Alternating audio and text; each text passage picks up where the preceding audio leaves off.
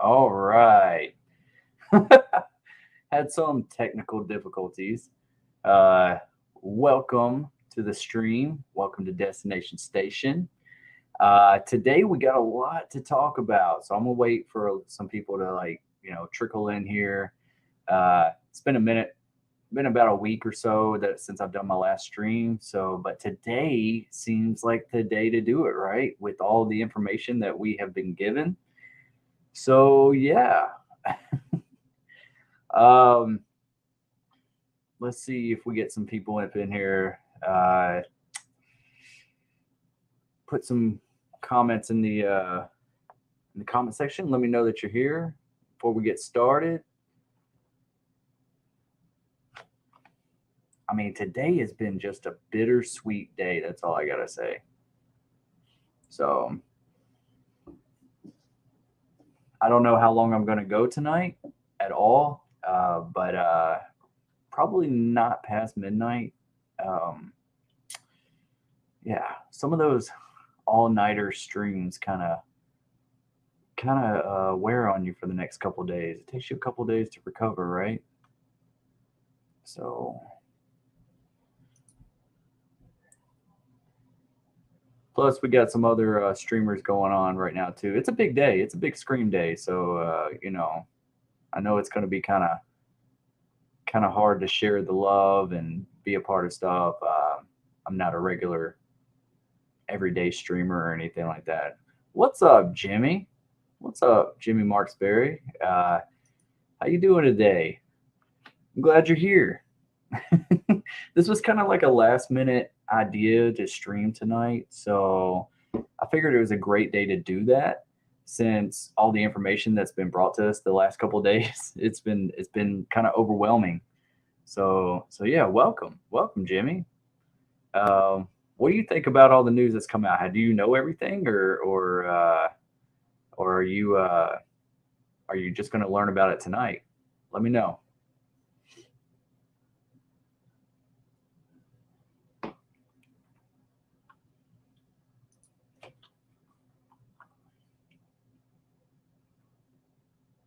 Man, today has been nuts.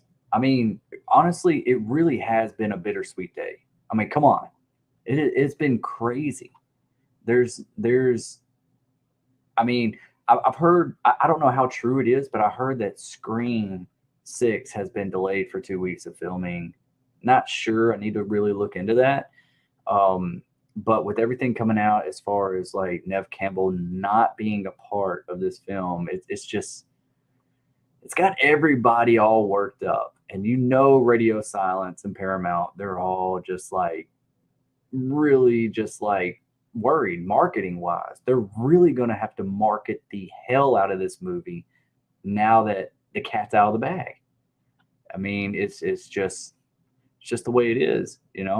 Um, Scream 5 made a lot of money. We need Scream 6 to make a lot more money. So they're going to have to work like double harder to get asses in the seat. I mean, we're all going to go come see this movie, right?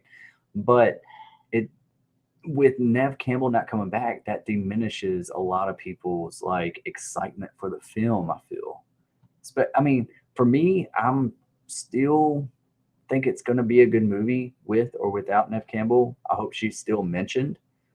Um, but doesn't mean she can't come back in a later sequel for the finale in Scream 7 if that is the finale. Whoever the mastermind is behind all this, even if there is a mastermind behind all this, who knows how far they're going to stretch this. But with Nev Campbell not coming back, this is the first time. So they're gonna might have to do some rewrites. And they're going to. I'm sure they've already thought about this. So maybe her role wasn't as significant as she wanted, or maybe it's not significant to the point to where it's even affects the story. So it doesn't mean it's not going to be a bad movie. I mean, so everyone's getting worked up for nothing. I feel like it does suck to some aspect, but it'll be all right. It's going to be okay. We'll get more into it. We get some more people up in here. This was kind of a last minute stream, so I appreciate anybody that comes by or anything. So or can watch this in repeat mode. Dang, I can't talk tonight. uh, Jimmy, I'm all about that stew train, brother. Craven recommended your channel, and here I am, my dude. Oh, thanks, man. Yeah, Craven's awesome. Craven is my guy, man. Yeah, we're working on a project right now together, and yeah, love doing live streams with him. He's actually live right now, so I wasn't expecting that. So I don't expect everybody to, uh, it's kind of hard. I always call Craven like the Godfather of Woodsboro, since Wes Craven is not here. If Wes Craven was still alive, he would be the Godfather of Woodsboro. But yeah, Craven is great content, great channel, great soul. Craven's my dude. Glad you're here. Thank you, Jimmy. Welcome aboard. You also say, hopefully Radio Silence and Neve can come to terms, but either way, I believe this will be a fantastic installment. Yeah. I mean, I think it's going to be okay. I really do think it's going to be okay. I don't think it's going to break this film at all. I think this is more of a financial situation to where Neve isn't getting paid what she thinks she deserves, especially after the success of Scream 5 and what that film brought in. Nobody was expecting it to be that successful. And it blew it out of the water, really. I mean, if you think about it from the budget that it was made on, I believe Neve deserves that extra chunk of change. I mean, what do you think Jamie Lee Curtis is doing with Halloween? Except Jamie Lee Curtis signed a contract for 3 films. So I've been saying that there's like this.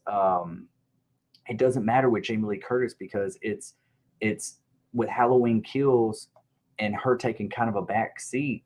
She's still getting paid for all 3 films, so it doesn't matter how much they utilize her or doesn't utilize her. It does for us. It does for us. We want to see more, but as far as the the revenue side of it, the contract that she signed and what she's getting or the royalty she's getting from the film or whatever, that's everything she worked in. It seems like with Neve Campbell, they're doing a contract for each individual film, which is kind of smart, especially the way that Scream 4 performed or underperformed, however you want to call it or think about it. Not calling Scream 4 a horrible movie or anything like that. I'm just saying that it underperformed as far as what they wanted. But with Scream 5 being so successful, Sydney is the final girl. She is the survivor. She deserves an extra chunk of change. And Radio Silence, it might not even be Radio Silence. It's probably it's going to be on Paramount's side. But a lot of people are going to blame Radio Silence, I feel like, and I doubt it's going to be on them. It's going to be Paramount. Maybe the script, they feel like they can make it without Sydney and it still be successful. So who knows? I mean, we won't know until we see the movie. But it does suck. It sucks that Sydney is not going to be in it. What's up, Necessary? What you doing tonight? Welcome to the stream. Kind of doing this last minute. Welcome. Just kind of hanging back, just chilling for the night. And yeah, there's a lot of overwhelming news that came out today. So yeah. I'm gonna get more into it. I mean, I made a video earlier today. I don't know if y'all have watched it or not. But with Neve Campbell, I've seen several sources about Neve Campbell saying that, she's turned down the script and everything. I'm sure this happened a month ago. I doubt this happened like recently. It's news to us. And I'm pretty sure the rewrites have already been written because today was supposed to be the beginning of the filming date. So it's not going to be anything that's like going to be news on Radio Silence's end. Obviously, they already know. guy and everybody that's writing the film that they've already either written her out of the script or rewrote it to where they just mention her and she just doesn't make a return. I mean, did she really have that big of an impact on Scream 5? A little bit there at the end, but it was cool to see her presence. But with this new story going along, I doubt they're gonna. I bet you they were just like, this is a make or break it. Do we spend, 20 million, 15 million on Neve Campbell, or can we save that and put it into production somehow? Who knows what Neve is asking? But she is on that new show, The Lincoln Lawyer on Netflix. So I'm pretty sure she's got to deal with Netflix. Maybe because the Lincoln Lawyer is being so successful, maybe she wrote a contract with them, and because it's so successful, maybe she already knows that there's going to be a second season of Lincoln Lawyer or a third season or whatever they decide to do, and maybe that's a bigger paycheck for her. Maybe that's a long-term paycheck for her in the future. Like it might just be smart on her end, and then to see how successful that is, she can renegotiate with Paramount later on down the road if they decide to do Scream 7, if Scream 6 is successful, which I think it's going to be. Is it going to be as successful as Scream 5? I don't know, because everybody was longing. They were wanting a Scream movie for so long. So I think that was what was in like that. That's what helped make the revenue of Scream 5. Plus, I don't think it was a bad movie. I liked Scream 5. I really did. I thought it was better than I thought it was going to be, honestly. Um, if you're subscribed to my channel, you already know my thoughts on Scream 5. I've beat it into the ground. Necessary was trying to play a game, but it started frustrating the shit out of me, so I set it aside and came here. Oh, well, welcome. Yeah, sometimes I got to put games down as well. I get a little frustrated with games as well. Like sometimes I'm just like, I gotta walk away. And then whenever I come back to it, it's like I defeat whatever I was trying to beat, But yeah. Um, I'm glad the game frustrated you so you could be here. But I hope you beat it when you go back to it.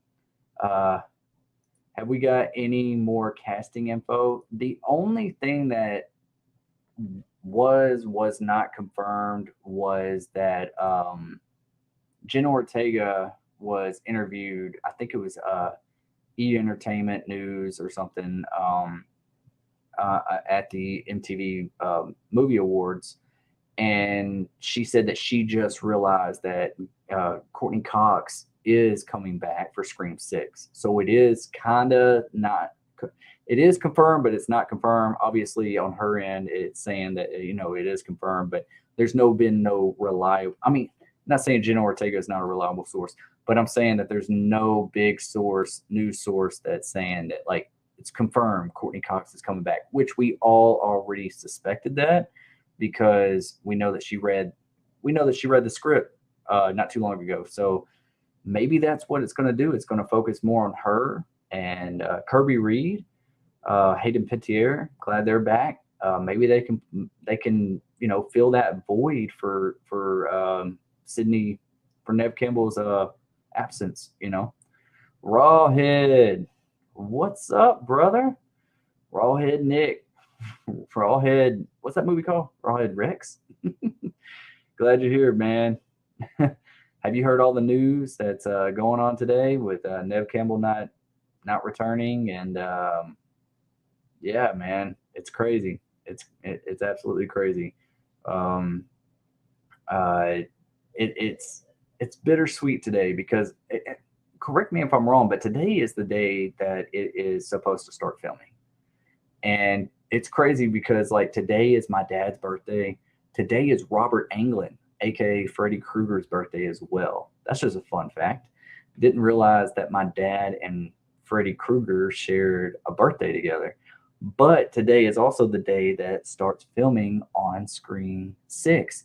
But I've just seen recently people talking about that they heard rumors that Scream 6 is delayed because of all this news.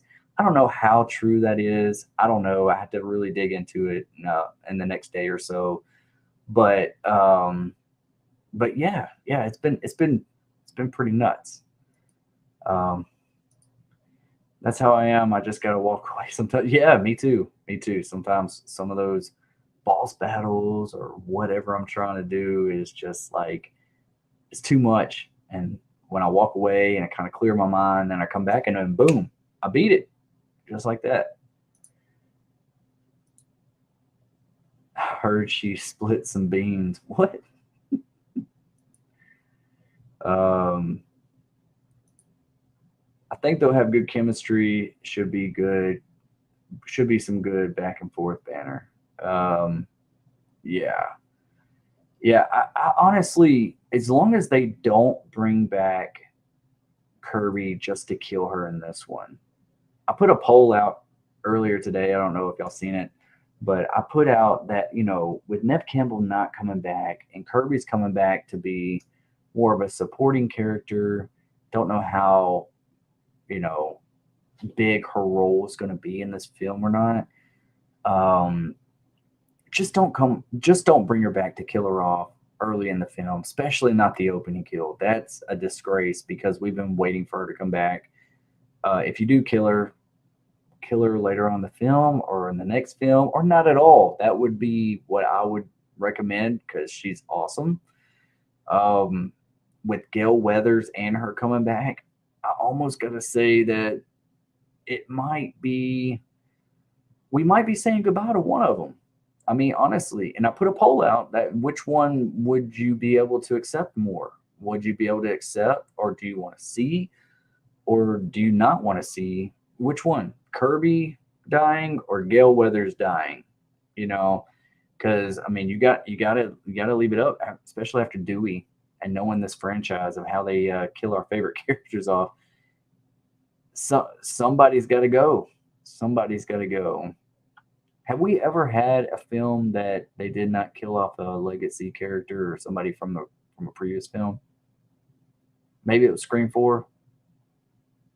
Yeah, yeah. I think Scream 4 was the first one that we did not kill anybody from a previous film. So, but knowing Radio Silence and they're taking risks, and this is supposed to be the most brutal ghost face we've ever seen, I don't run it past them to really just rip our damn hearts out, honestly. Yeah, it's crazy. If she's already on the guest list, I'm sure she will be at Monster Mania. Pretty sure she will be. She was at Monster Palooza over the weekend, and Master Chaos TV, talked to her, and he pretty much said that she just said she turned it down, and now all these other sources are coming out that, from Monster Palooza that, yeah, she's turned it down. She's letting the cat out the bag. Eh, spilt, not split. She spoiled. Okay, yeah, yeah, yeah. She did. So yeah, it was pretty bold. So for her to let it out like that, so maybe she got mad at Paramount. Maybe she felt disrespected when they gave her an offer, and it was like, what? What is this? And you got to think that Neve Campbell is a professional actress, actor. She holds herself to a certain caliber, and she's not going to be disrespected. I mean, no, she's not like the A-list stars or anything like that, but this is her franchise. Even though she did not write the character, she's just here to play the character. She still has came back for every sequel. She has helped build Scream. So it really depends on if we get Neve Sydney back in a future installment, if whatever the ROI on this, the return on investment from Scream 6, like if it fails in the box office, they're gonna like, oh, we need Neve Campbell back for Scream 7. They're gonna realize that like this movie like lacked in revenue because of her absence. So they're gonna probably give her what she's asking for Scream 7. But my thing is even though that we want her back, if this movie is successful without Neve Campbell, we might not see Neve Campbell back. We may not, only if she gets what she's asking for. because I don't think this is more of a uh, she said she read the script. I don't think this is more about like where her character was going or her arc for her character or anything like that. I think this is down to money. I think this is strictly down to money, that she feels like she's not getting what she deserves. So she turned it down. Um, it sucks for us, but I can't blame her at the same time on a business end. Uh, Rawhead, Kirby better not be an early kill. She's too strong of a character. Would really give Ghostface a run for their money. Yes. Yes. With her surviving, and now that we know that she's returning and she did survive Scream 4, let her breathe. Let her live. Let's see this. Let's see her get some vengeance. Let her be the new final girl. Let her be the new fighter, because she was the best thing at Scream 4. And if you're subscribed to my channel, you know that Scream 4 is last on my list. I appreciate some of the things out of Scream 4, but it felt like a CW movie with, it had a couple of cool kills, a couple of cool ideas, but I just did not care for the characters except for Kirby and Neve and the OG3. Um, I just it didn't it felt too parody to me. It felt like the black sheep of the franchise. A lot of people say Scream 3 was because of how much comedy it was, but I'm like, have you seen Scream 4? Have you seen the comedy in Scream 4? Even like how Jill's mom died with the knife through the mail door, I was kind of like, it felt cheap in some areas. I don't know. I'm not trying to knock the movie. Even how like the cops died, and Adam Brody gets stabbed one time, and he's just like, oh, and he just falls over, and he dies by one stab. And then Anthony Anderson gets stabbed in the forehead, and is like, comes out and does this little funny bit with "fuck Bruce Willis." I'm like, we are borderline scary movie here. You know what I'm saying? Like, cool death with the stab in the head, but the line could have done without. The swinging could have done without. I know I've watched documentaries. I've watched what Wes has said, that somebody's been stabbed in the head and they still were moving and all that kind of stuff. Okay, cool. See, you get me talking about all this stuff, I start ranting a little bit. So passionate. If Gail dies, the one-liners need to be Gail Weathers signing off. Oh wow, hey, yeah. Especially from like Ghostface. Maybe not from Gail, but like, with the way in Scream 1996 where Billy was saying, "This is Gail Weathers signing off." What if that was the last thing you hear Ghostface say to her before he kills her? Wow, great idea, Nick. Wow, I never thought of that. Really cool. Just got the game. The controls are super confusing. Even shared the screen with and let Nate play as me, and he couldn't figure it out, and he is total gamer. The game is called Steep Snowboarding. Huh.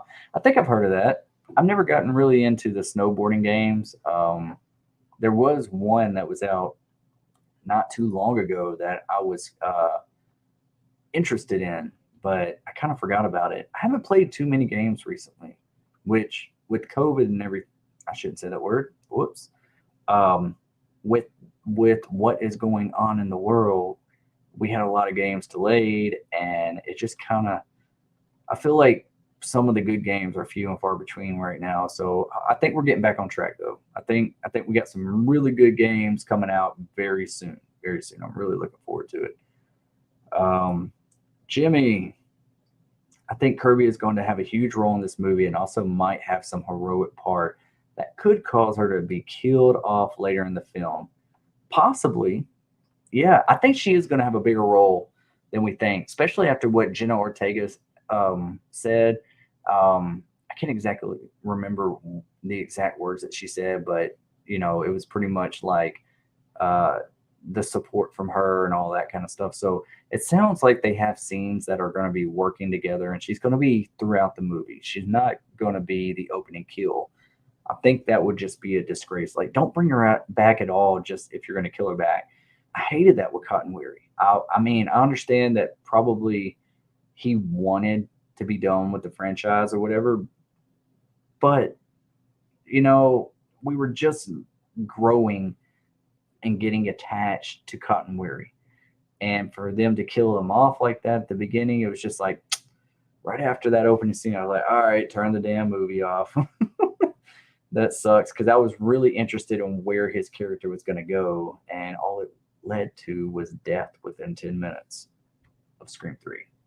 But I have grown to appreciate Scream 3 more. If you rewatch them now, I like Scream 3 more now than I did when it first came out.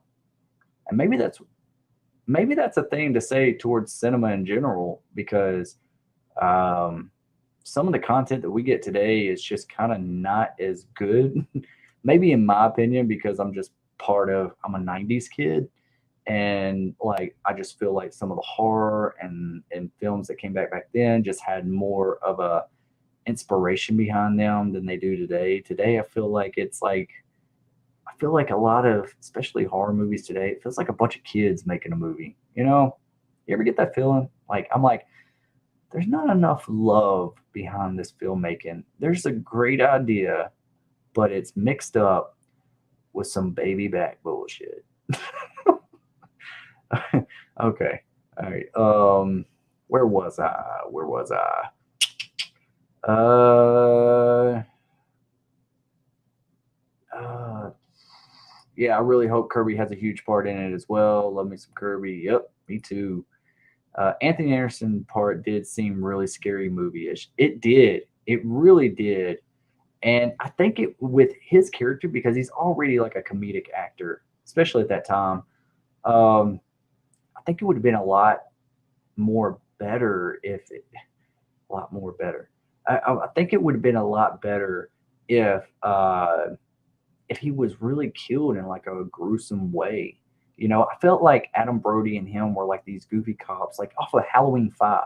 You know, the clown shoes, noise, you know, all that kind of stuff. Like, I'm like, why are they playing these stereotypical goofy cops? Like, why did we write these guys like this? Like, and then also like the part where the big showdown right after Olivia and Sydney runs in and saves the day, and then Jill gets cut on her arm and he gets kicked, and Ghostface gets kicked down the stairs. It was like you know right after that it was like that editing. Maybe that's what it is about Scream 4. It's not Patrick Lucier, or however you say his last name. He edited the first 3 movies, and I could, I felt that. Scream 4 had a different editor. I can't remember the name, but it is a different editor. And maybe that's the problem, because like if you remember that one moment where uh, Anthony Anderson and Adam Brody come into the house of Olivia's house, and she's like, he's right in here. And then they look and the camera pans and he's gone and that back door is open and everything. Like, he just ran off. I was like, that was too quick. That was like, and then what does the cops do? They just mosey on along. They just walk, like one foot in front of the other. They're not like in an urgency to do anything. And I'm just like, no, one should run out the back door, the other should run out the front and meet at the other end, or whatever. But Anthony Anderson, like, one walks down the hallway and the other one just kind of squats down, and Neve's like, you should look upstairs. And I'm just kind of like, this scene should have went on a little bit longer, where there was like a chase scene like after Ghostface, or even if you see Ghostface leaving and then one runs out to try to find him, the other one, and they run into each other. Something. That's not how cops work. It does in goofy horror movies. And I just want Scream to be taken care with seriousness, just like the first film. I want it. It's different with Dewey. Dewey has this charm about him. He was brave. He did have a sense of urgency, even though he was goofy himself. It's a totally different thing. But having these two goofy, is that a word? Goofy cops, they're just, it just didn't work for me in Scream 4. There was just so many times that I was just kind of like taken out. I was taken out of the movie too many times. But I do appreciate certain things in the movie. Let's see here.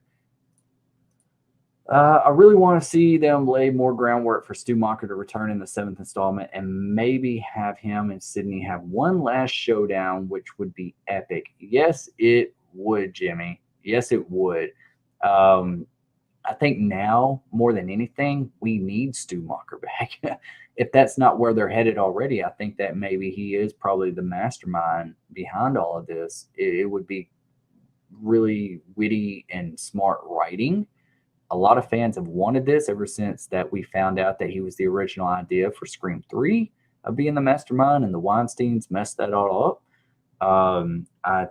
I think that now with Neve Campbell not coming back, it would be really cool, because I have talked about this, Jimmy. I've talked about this before, like okay, let's talk about Stu Macher for a second, because I am on the Stu train. Um, and with Stu Macher, if he is revealed to be behind all this, and he knows about Sam, maybe in Scream 5, Stu was mentioned so many times, and with the attack on Jenna, could have been a setup to bring Sam back to Woodsboro, because Stu wants there to be like a partnership with her. That he knows that this is Billy's offspring, and he wants to finish what was started back in 1996 with the Woodsboro murders. Also, Billy took all the recognition. If anyone talks about the book or the movies or anything like that, Billy is the one that has always gotten the recognition. He is the quote unquote Woodsboro murderer. He is the ghost. He is the boogeyman of Woodsboro, if you would want to call it that, even though there's been quite a few Ghostface. But when you talk about the original killings, you talk about Billy Loomis, and it even showed in Jenna Ortega when she was talking to Ghostface that she forgot Stu Macher, and Ghostface got angry. Ghostface got really angry when they forgot about him, and he didn't finish the job. He didn't kill her. He left her for dead. He left her for bait to bring Sam in. And if he's trying to have this whole accomplice thing with Sam, it would be really smart writing that he did survive, and it would be also respecting Wes Craven. But it would be really cool to have like this last showdown. I always say this, like, if Sam is like struggling with the dark side, I'm always talking with my hands, by the way. If Sam is struggling with the dark side and Stu's just like give in, give in, give in, and maybe Sam, we see like some dark paths for her, that she maybe has killed someone or injured somebody really bad, and she seems really unpredictable. But at that moment, she ends up not turning to the dark side. I'm gonna just call it the dark side, the ghost face. And her and Stu Macher do go at it, but I do want to see Sydney intervene in some part of that. At least, like, let's say, how you have to shoot them in the head. You have to shoot Ghostface in the head. So if Sam and uh, uh, Stu is struggling, and there's this big fight, and maybe Jenna Ortega is in it as well, and they end up hurting Stu really bad, maybe Sydney can have that last blow. Maybe Sydney can walk over Stu's dead, a half dead body, and boom, shoot him in the head, and being like, just in case, just like they did with Miss Loomis in Scream 2. I think that would be really cool. I want Sydney to have that last blow. I would like to see a fight scene between Sydney and uh, uh, Stu Macher as well, but I want Sydney to be the one that pulls the trigger for that last blow of shooting Stu Macher in the head. That would make me complete as a Scream fan. Um, I used to love SSX on PS2 and thought Steve would be similar, but oh my god, it's going to drive me nuts. If anyone knows, yeah, I don't know. I didn't play those games. I remember them, but I just never really got into those type of sports games. Uh, Destin, do you think there is any chance Vince is alive? Keep hearing people saying he will team up with Stu. Your thoughts? It's a possibility. It's a possibility. He was late. He was stuck. I would assume that he's dead.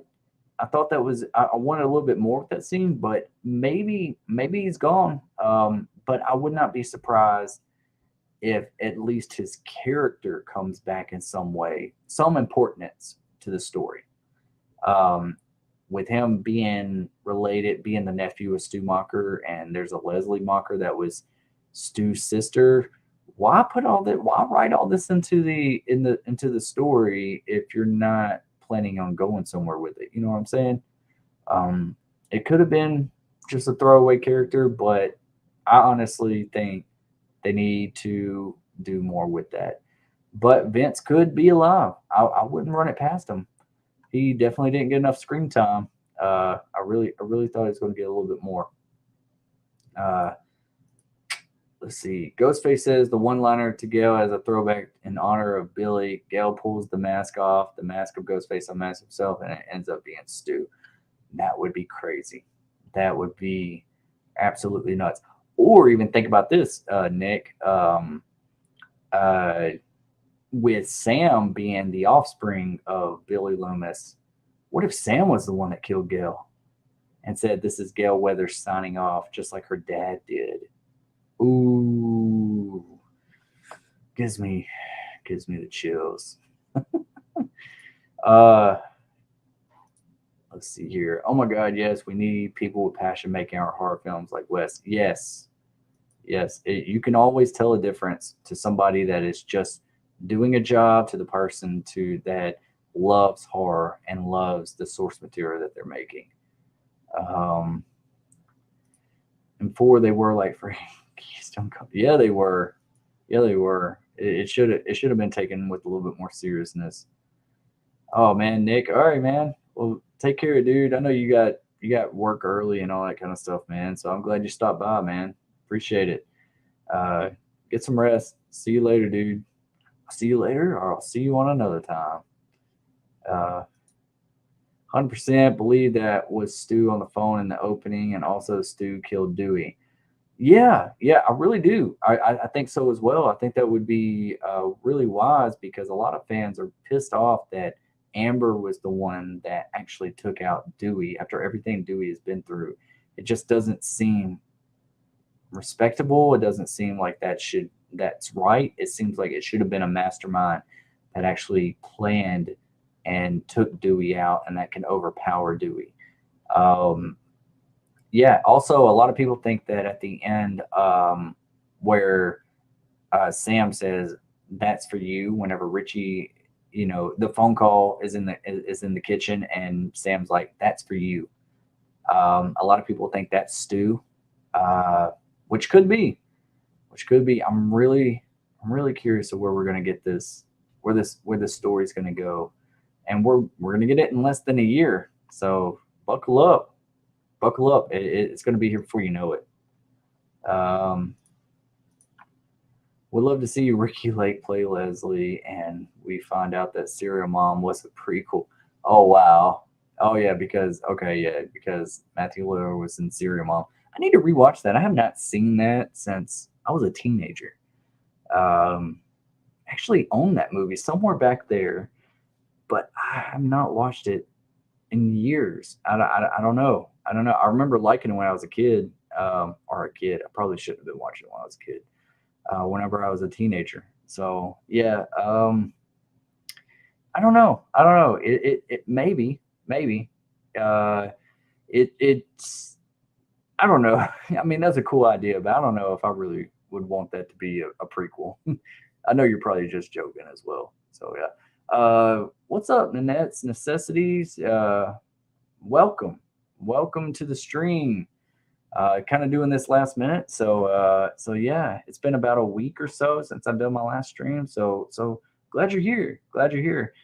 We're talking Scream. We're talking about the possibilities, everything that's been released today and yesterday and over the weekend. It's been some really overwhelming news. So yeah, buckle in, and I'm glad you're here.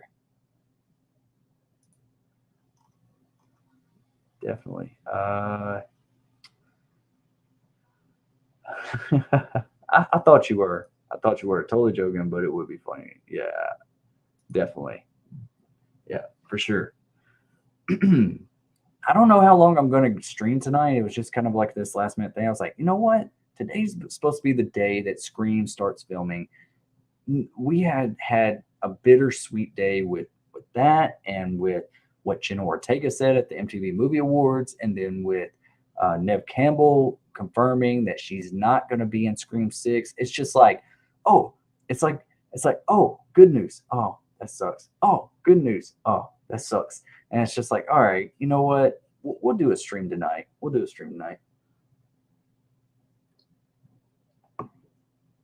So yeah, I'm glad you're just sitting here and hanging out with me and the destination station, if that's what you want to call this.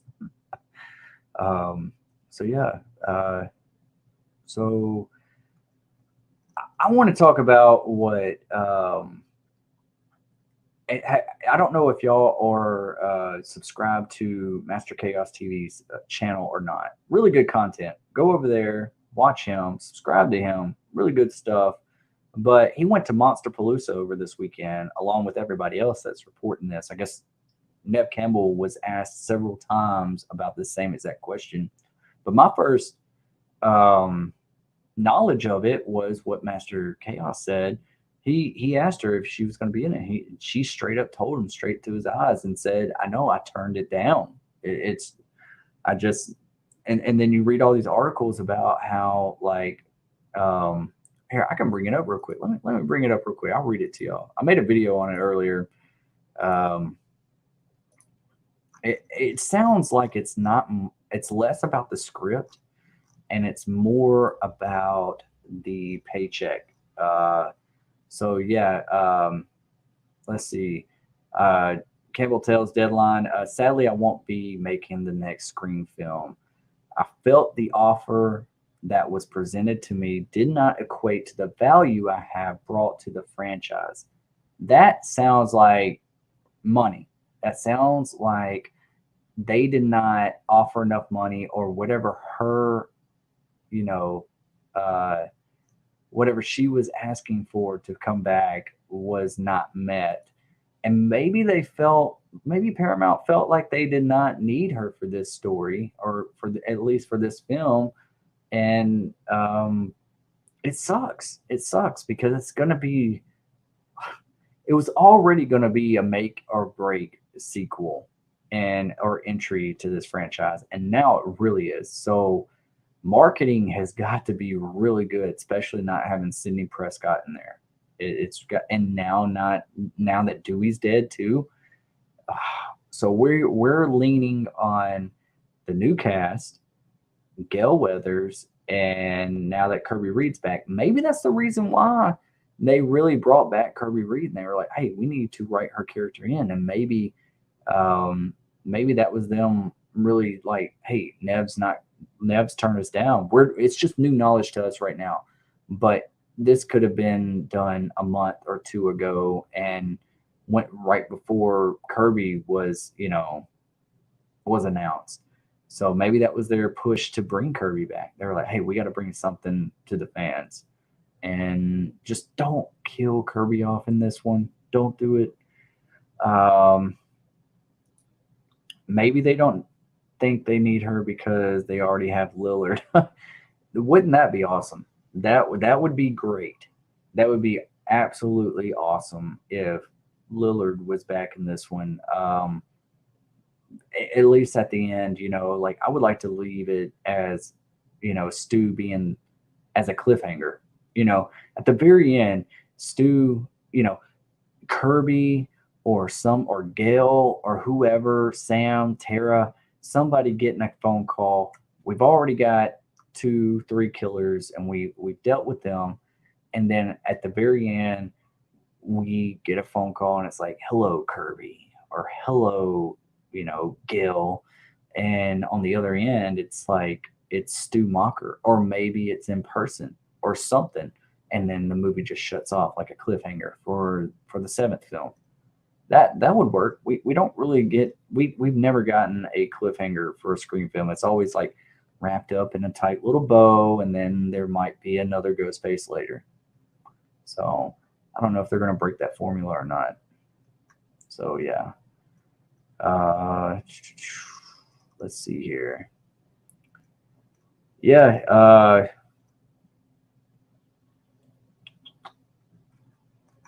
yeah, tonight was really just kind of a last minute thing. I'm not really probably gonna go very long tonight. Just kind of wanted to go over this stuff, kind of vent a little bit to you guys and gals um, about everything that's been brought to us. It's just I wish they would change their mind. Honestly, I keep thinking like, oh, with all this backlash from all the fans going to Paramount, going to Radio Silence, they have to be like, okay, let's try to renegotiate. Let's try to renegotiate and let's get Sydney back. Let's get Neve Campbell back. We need her because there's a lot of people. I mean, I don't want anyone to start boycotting the film or anything like that, but it's just it's it's just it's gonna be a make or break it sequel, and I really think that if the movie still brings in a good amount of box office, but it's underperforming of what they expect, like Scream 5. Scream 5 did phenomenal, did great for the budget that it was made on. But if it makes, I'm sure it's going to make its money back. But if it isn't numbers like Scream 5, they're probably going to reconsider and try to bring Neve Campbell back for Scream 7. And honestly, that might actually help Scream 7. And by the absence of Neve Campbell in this one, maybe they just mention her, but they actually bring her back in Scream 7 to conclude everything. And they market it like the conclusion of the new blah, blah, blah, blah, blah of Scream. And Sidney Prescott is back. And this is personal. And what, they can market it in a way. And it's like, with Sidney coming back, that will definitely get people back in Scream 7. So I don't know. Um, Not gonna lie, it is gonna be weird without Sid. It really is. It's gonna be really, really weird without. Honestly, even though she's not in the movie, I think she's still really going to be mentioned. I think she's still going to have like this presence. Like Gail's going to talk about her. Kirby's probably going to talk about her. Sam's probably going to talk about her.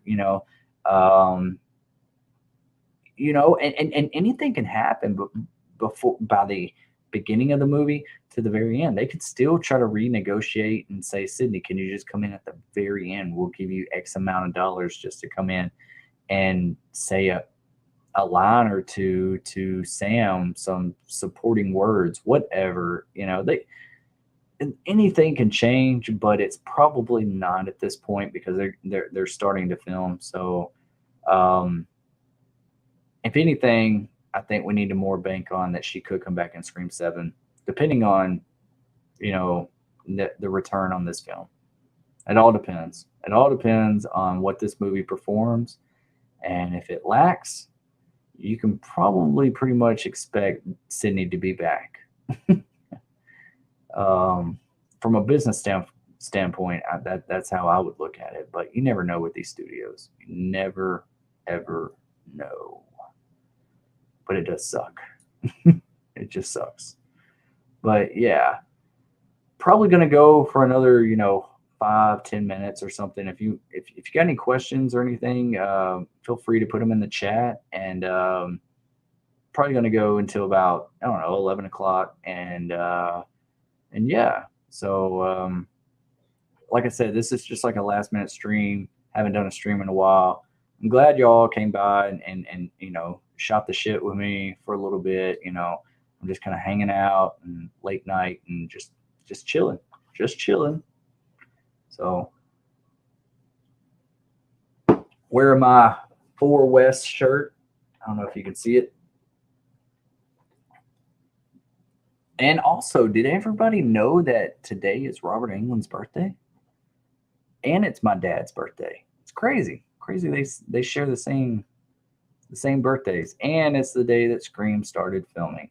It's a crazy day. Yeah. I always felt like Robert Englund was kind of like a father figure to me, especially everything that he said to me. And whenever I met him, like he gave me like this big, long fatherly talk. Like it's crazy. It's crazy. I've talked about it before on other streams and stuff, but like the guy's cool. The guy's really cool. I always said that, Freddy Krueger was my Batman growing up. um, Necessary. They bring back Stu at the very end of 6. It's almost guarantees Neve showing up in 7, don't you think? Yeah, I really do think that would bring back Neve, at least in the story. Um, but it all comes down to, are they going to pay her right? Because she knows what she's worth. And if she's signed on to this Netflix deal with the Lincoln Lawyer, and that show is obviously doing pretty good from what I'm hearing, the ratings are really good. And if they're going to renew that, it's probably going to be scheduling conflicts for right now, especially for the summer or for the end of this year. And maybe that's a bigger paycheck for her, or maybe that's a longer paycheck for her, like with a season 2 or season 3, maybe she's looking at it like long term. I got the Lincoln Lawyer, Scream is only offering me, Paramount's only offering me X amount of dollars, so I might not come back.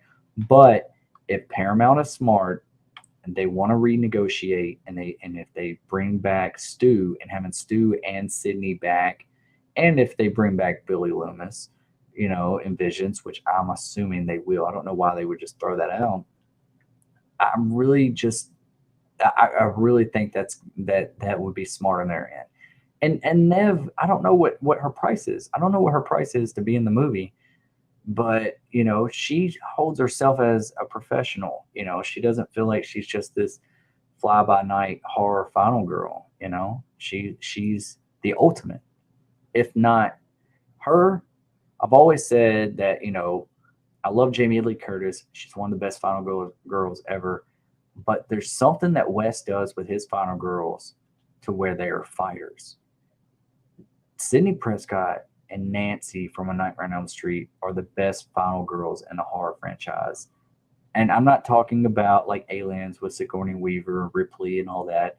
I feel like that's in its own. It's kind of like action horror a little bit. I know not the first one, but you know what I'm saying. I'm talking about slasher horrors here.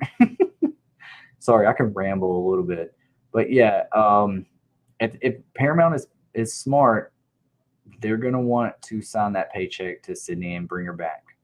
And honestly, I think it would help her, and I think it would help the franchise, and it would help Paramount in Scream 7 with her absence in Scream 6, that they decide to, like, okay, we'll pay you that in the next film if this movie is successful, and then we'll make this big epic conclusion and bring you back and have this whole marketing thing of she's back and she's here to finish the job, and Stu Macher's back and they're back to where it began and all that kind of stuff. They could do that, but we don't know. We don't know how far in the future they have thought about where they're going with this story. Do you think Skeet Ulrich will be back in this movie? I do. I asked Skeet Ulrich at Texas Frightmare if he is in this new movie, and he just said, I don't know. He said, I haven't. No one's approached me yet. I hope, but nobody has said anything to me, and that's all he said. He just said he doesn't know yet. I'm pretty sure he knows now, but that was back at the end of April, beginning of May. He could have been lying. Maybe that's they sign these NDAs and stuff like that. But if Sam's coming back and she's got these visions, why would they just be going away? I think that would be really lazy writing. So, and if they can't get Sydney back, they're going to want to keep at least Skeet, bring Billy back, at least, and honestly, with the cat out of the bag with Billy Loomis and these visions, it might be smart to market Scream 6 with Billy Loomis visions, like showing Sam that she's still having these visions and showing Billy in the trailers and stuff like that. That might be actually smart, now that I'm thinking about it. So yeah, short answer, yes, Nanette. I think he's coming back. Honestly do. So let's see. Have you seen season 4 of Stranger Things? You're such a big England fan like me, so I figure you would definitely. Yes, I have. I can't wait for the second part of the. It comes out July 1st. Yes, it was so good. It was so good. And you know, before I knew that England was going to be in it, and I've been hearing rumblings about that there is a Nightmare on Elm Street vibe to it, and there definitely is. There definitely is. It is a darker Stranger Things. I like it a lot. It's probably my favorite season, honestly. Especially that last episode really hit it. I kind of felt like that's where it was going to go. Um, don't want to give away any spoilers, but with Robert Englund in it and the Nightmare on Elm Street references, I wanted Robert Englund to be in it more, but that episode 4 was awesome. That was so good. And whenever I talked to Robert Englund a little bit over a month ago, um, you know, he was telling me that he couldn't tell me anything about it. He just said, "You got to watch it. It's really good." And he was right. It is. It's really good. Um, I'm really curious of how they're going to wrap it all up. Uh, but it's awesome. Love Stranger Things. If you haven't watched it, go watch Stranger Things season 4 right now. If you've jumped off season 2, I hear a lot of people say they jumped off in at the end of season 2 or in the middle of season 2, but season 3 was really good. So if you're a horror slasher more fan, um, it leans more towards that. So pick up at season 4. You know, ain't no shame. Ain't no shame up in my game. When I think about aliens, I think about monster movie. Yeah, that's how it is. It's like another subgenre. It's like its own thing. It's like, yeah, it is horror. It does have a great final girl. Ripley's a badass. The first movie is more horror than action centered, but it is more monster creature feature, sci-fi. You know, it's not just straight up slasher. There's something scary about a guy with a knife that just snaps, or a girl. So yeah, uh, I'm quoting Scream 4, by the way. So yeah,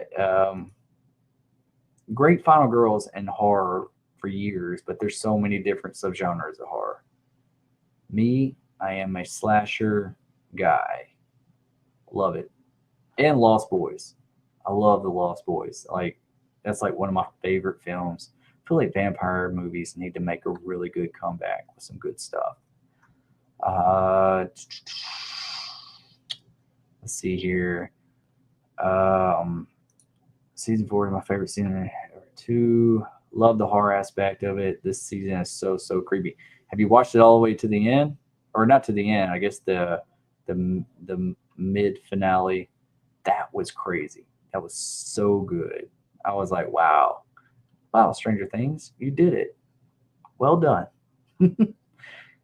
Felt like it was really thought out, and it was good. It was good. I just got mom's hooked on Stranger Things. Yeah. It's hey, I think if you're entry level into horror, or if you're not a big horror movie fan, I think Stranger Things is like a good middle ground. You know, I think that could appeal to a lot of different audiences. Um, so yeah, I didn't like the ending because it feels like a cliffhanger ending, cliffhanger episode. But I do like it, and I'm talking about Stranger Things. Yeah, it is a cliffhanger episode. But I felt like it was also it gave us a little bit more answers to what is going on, which I kind of felt like that's where it was going. And they're doing this whole thing with time. So if you remember, like in the Upside Down, what was it? 2 days, 2 weeks, 2 years? I can't remember. It was two something in the past in the Upside Down. So I know that time's going to play a big part in the second part of this season. So we'll find out July 1st. I can't wait. I cannot wait. Martin Towery, what's up, buddy? Glad you stopped in. Been going for about an hour now. We're talking about Scream and all the new news, man. Yeah. Do you know any of it? Welcome, buddy. Rocky Balboa. We got Rocky in the house. I really think Sydney's role in Scream 6 could be easily rewritten for Patrick Dempsey, her husband Mark Kincaid. He haven't we haven't seen him since Scream 3. He was a cop, and Dewey is gone now, and it's his turn. Yeah, it would be really cool if they could get Patrick Dempsey in here, and maybe they could write that in to where it's like, I really didn't understand um, how he let Sydney go back to Woodsboro knowing everything that was going on by herself. Maybe maybe Sydney lied to him so she could go because she heard about Dewey's death. Um, and maybe they could write it to where Patrick Dempsey is like, no, this time I'm going to check this out. You stay here. And we only get references of Sydney instead of Mark Kincaid. That would be really cool. Um, I would be okay with Patrick Dempsey coming back. I always liked him. I always thought that he was a good addition. Uh, we are getting a Dewey-like character, I think, or at least we're getting another cop, which is played by what's his name? Oh, it's always hard to say his name. Dermot Mulroney. He's been in a bunch of movies in the early '90s, early '80s, late '80s, whatever. Um, good. He's a good actor. He is. He's playing a cop character or detective or something, and a lot of people are speculating that he is our new Dewey, which no one can replace Dewey. Nobody. We all thought Judy was going to be our new Dewey just because of her personality, and we saw what Radio Silence did with her in Scream 5. So um, I just don't see Dermot Mulroney having the comedy chops like David Arquette. So I don't think he's our new Dewey. He might be our new uh, Mark Kincaid. I could see him more of a serious cop character than Dewey. He could be like, you know, the new detective and have that Mark Kincaid presence. But as far as Dewey, I don't know. I always thought that it would have been cool, um, even though how much I do like. I'm gonna keep this up for a second because we're talking about it. I always felt like it would have been cool because in Scream 3, we see this like alpha male kind of back and forth challenging each other between Mark Kincaid and Dewey. And I thought it was going to be so cool that what if Mark Kincaid was the mastermind? And what if Mark Kincaid really, what if he still is? What if he was the second killer accomplice with Roman and he still survived? And he doesn't he hasn't been killing or doing anything because he's married to Sidney Prescott. He got what he wanted or whatever his infatuation is. But what if he sometime somehow snaps later on down the road and he has a second agenda? And I always wanted to see like that fight scene between Dewey and Mark Kincaid just because they were building that whole situation up, or them becoming more buddies and them, trying to figure stuff out together. So, anyways, I don't know. I would like to see Mark Kincaid back. Patrick Dempsey, that would be a great addition to the movie, to the franchise. But I also felt like he would have been a great Ghostface, a mastermind Ghostface. So yeah, I thought it would have been better Patrick Dempsey being a mastermind rather than Roman, even though he was a red herring. Still, I just felt when we saw Roman as the mastermind, I had to take a double take and be like, wait a minute, who is this guy again? He doesn't have glasses now, and I'm like, oh yeah, that guy. I just felt like it was lackluster a little bit, even though the story, everything seemed kind of cool. I just wanted the Ghostface character to be somebody else that had a more predominant role in the movie, or somebody from the first film. You know, something, something. Uh, let's see here. Yes, I watched all of what was aired so far. I loved it so much. Can't wait for the rest of it. I know, and I hope that Robert Englund has some more scenes in Stranger Things, and I hope they keep that tone with Vecna and all that kind of stuff. It's so cool. It's so cool what they've created, and yeah, I just it started making me think because like the father that Robert Englund is playing. The name is escaping me right now, but I started thinking, I've seen that guy on Ozarks. I watched that show too. I like it. It's a Netflix show as well. I was thinking, wow, could he play it a reboot of Freddy Krueger or a remake of Freddy Krueger He's playing a young Robert Englund in this show, so it got me thinking a little bit. But I don't know. I don't know. I still think that what's his name? Um, oh man, I cannot think of his name. There's a guy that I've always said that would be a great Freddy Krueger. I cannot think of his name right now. He was in Django Unchained. He was in Vice Principals.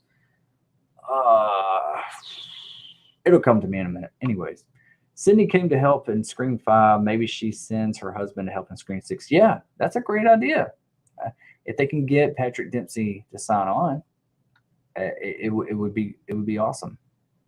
The more the merrier to make up that void of Sidney Prescott, honestly, in my opinion. But you don't want to do too much. We got Kirby.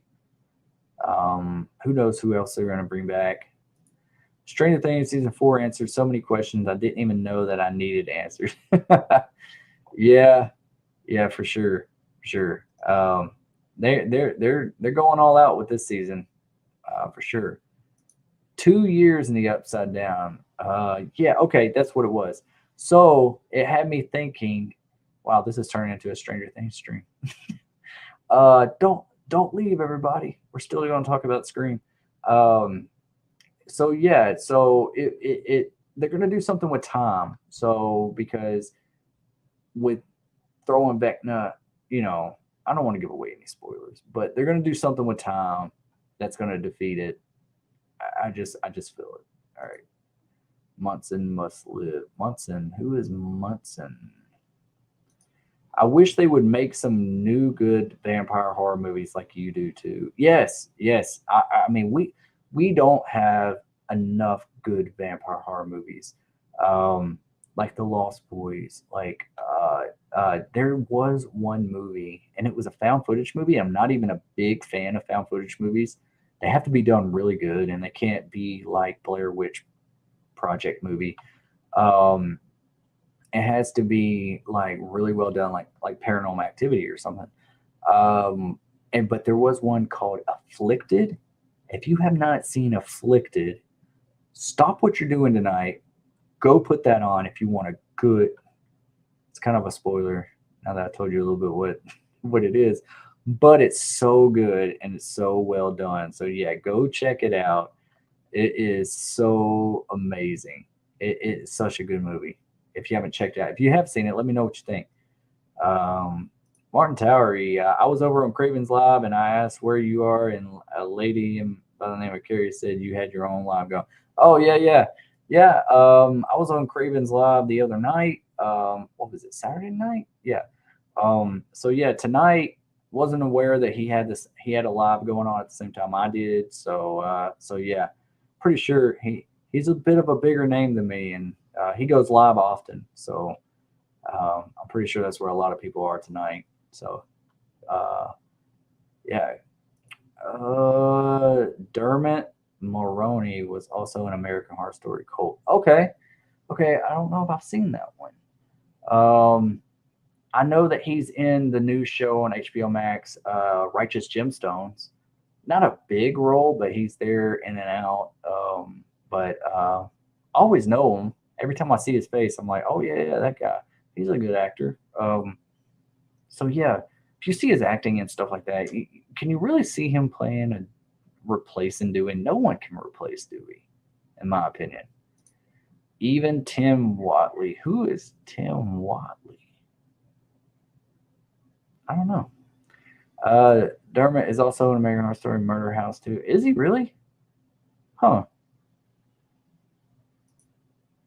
I just seriously feel from a writer's perspective, Sydney saying no to returning invites the opportunity for Mark returning in her place to help solve the murders. Yeah, that's all on Paramount and the writing team if they can get him back. I don't know if his scheduling conflicts will still be going on. I'm sure they would reach out to him first and make sure he's available and make him an offer before they actually start writing this character into the script. Um, so yeah, we could. We're about to get a lot of information from Screen now that it started filming. We're about to get a lot of stuff dropped on us, so expect a lot of content very soon, very, very soon. Sydney came in Scream 5 to help. Maybe she stays to protect the kids this time and sends Mark out. Yep, agreed. That would be really cool. Eddie Munson. Are you talking about who is Eddie Munson? Is that the kid from Lost Boys? I don't know. Walton Goggins. Yes. Okay. How did you know that? Yeah, you've been picking my brain a little bit. Walton Goggins, not Walter, but Walton Goggins is, I feel, would be an amazing Freddy Krueger with his build, with his he has like this like fine line between comedy, dark comedy, and serious bad guyness. Like he was also in the Hateful Eight as the sheriff. Like he's just, his presence is just so good, and I feel like he would look awesome in the makeup as well. Not knocking Jackie Earl Haley, but like I feel like he was too short. Felt like he just didn't look right with the makeup, especially with they going with like a real burn victim makeup. I appreciate that. I respect it, but it didn't work. But with Walton Goggins, I really think he would be an awesome Freddy Krueger. I know a lot of people say Kevin Bacon. He would be too. But if we don't get Kevin Bacon, and Kevin Bacon's up there in age, Walton Goggins, I think he's at a good age to play, Freddy Krueger for 3-4 entries or whatever, to carry on the franchise. We don't want a one and done. We want somebody that can at least do a 3 trilogy film. That's how these movies work. It's like they expect to do 3 if the first one does well. So yeah, that's how I feel about that. Walton Goggins, thank you, Necessary. That's awesome. Too good for vampire films, Livid and Rigor Mortis. Livid is on Shiver. I've heard of those. I have. I'll check them out. I have Shudder, just haven't. I need to watch more Shudder. Need to watch a lot more stuff. Recently, what have I watched this week? I've been watching a lot of The Offer on Paramount Plus. It's Miles Teller, and it's what the ups and downs they had to do to get the making of The Godfather made. Check it out if you're into that kind of stuff. It's about filmmaking, movie making, but it's really good. Comedy, action, drama, all that kind of stuff. Really, really good show. So yeah.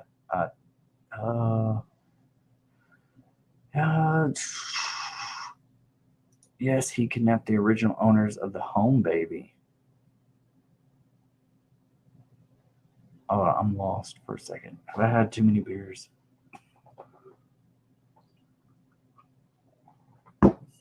Thank y'all for kicking it with me tonight. Stranger Things. I'm psychic. Yeah, I guess you are. Yeah, because man, Walton Goggins would be so freaking awesome. It'd be so awesome to see him.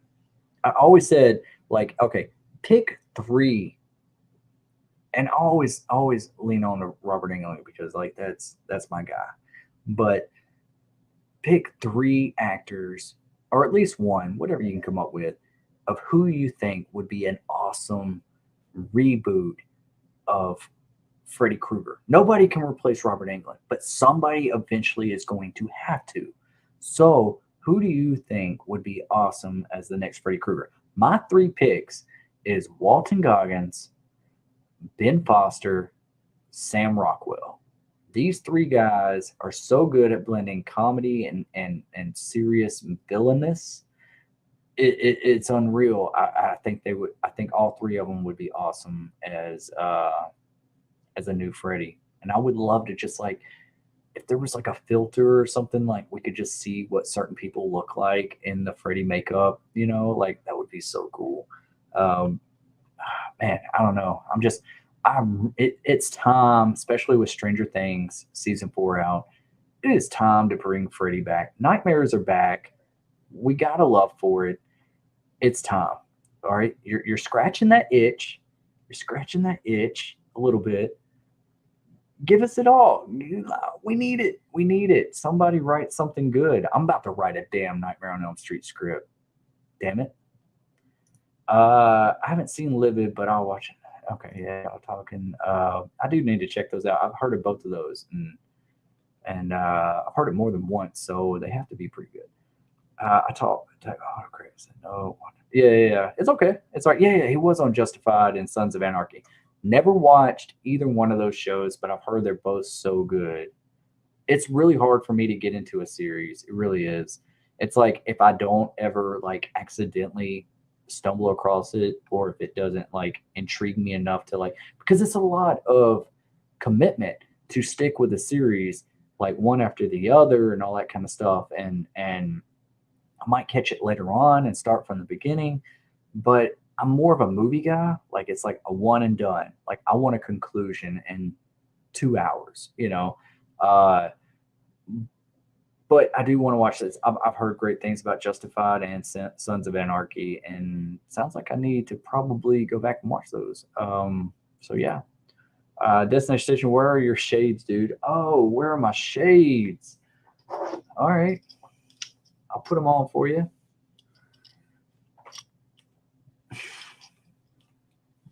Is that better? Y'all can see the chat in my glasses here. They're always right here. But sometimes like I'm on a stream with some people and they're just like, oh, yeah, you know, it's better to see your eyes because I can. It's I don't know. I don't know. I think people overthink it. I have been binging The Boys. Necessary. Oh, I need to catch up on that. That's one show I do want to catch up on is The Boys. Um, Especially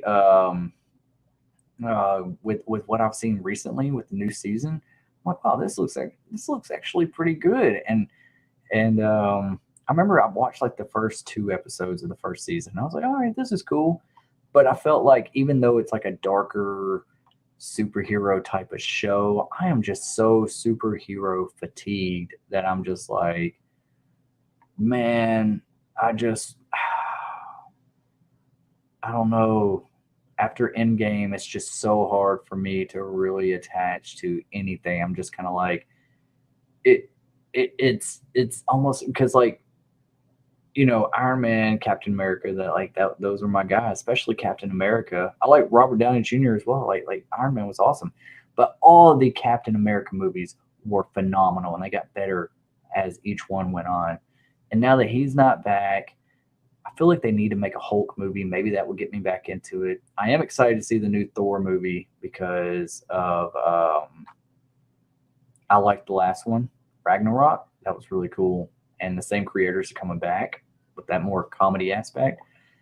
But it is just so hard for me to latch on to any new superheroes. Like it's just we are just so we're just so saturated in superhero culture that it's just like, oh, and then we get so many different, you know, editions of Batman and it's just and Joker, and it's just like, come on, like stick with something. Let us because it just feels like another one. Or even though you can appreciate them for what they are, I, I don't know. I don't know. Maybe I just need a break. Maybe I just need a break. I don't know. Uh, in American Horror Story, Murder House, he kidnapped the original owner's son. Okay, all right. See, I need to go back and watch American Horror Story. I started Murder House back in the day when it first came out, and I can't remember much about it. Who was the other actor in Murder House? Because I saw him at Texas Frightmare about a year ago. The dad of the family. What's his name? He's a really good actor too. And I always got him and Dermot Mulroney mixed up. What is his name? He's been in a bunch of stuff. I always remember him as the bad guy in The Cowboy Way. You ever seen that movie with Woody Harrelson and Kiefer Sutherland? I always remember the dad in American Horror Story Murder House as the bad guy in The Cowboy Way. If you haven't seen the movie, hysterical movie. So funny. One of Woody Harrelson's best performances. The same cat that plays Art the Clown. Sorry, still thinking. Oh, okay. Okay. Yeah, I met him. I met him at Texas Frightmare. I need to watch. Dang, I'm having a brain fart tonight, guys. I think it's the Michelobes. I don't know. But I did meet him at Texas Frightmare, but I have not yet watched. What is that damn movie's name with Art the Clown? I should know this. I should know this. I'm off my game tonight. As crazy as it sounds, I feel like Willem Dafoe would be in. Oh, Willem Dafoe would kill it as Freddy Krueger, even though he's up there in age. But he would be an awesome Freddy Krueger and a Joker. He would be phenomenal. He would. Wow, that's a great pick, Rocky. Oh my God, man. Yeah. Yes. Willem Dafoe. Hold on, let me mute this, or do y'all care if I? There we go. That wasn't too loud, right? Let's see. Termination Station. Yeah. Season 3 of The Boys just started Friday. 3 episodes of it so far, and oh my God, it's so bonkers. I saw like something like they drove a boat through a well or something, and I was like, that's what intrigued me to watch it. I was like, what in the hell? But it looks cool. It looks cool. Richie's in it, right? From Scream 5.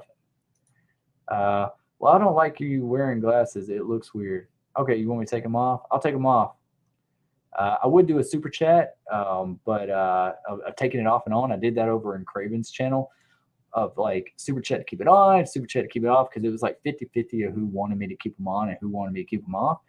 But I can't do a super chat because YouTube is screwing me right now to where I cannot be monetized. I'm having to reapply and everything. So any way to like support my channel or anything, you have to do it through Venmo or Cash App or anything like that. So yeah, it's on the description. I don't know if I have it on this one. I'm not really too concerned about it, but yeah, YouTube is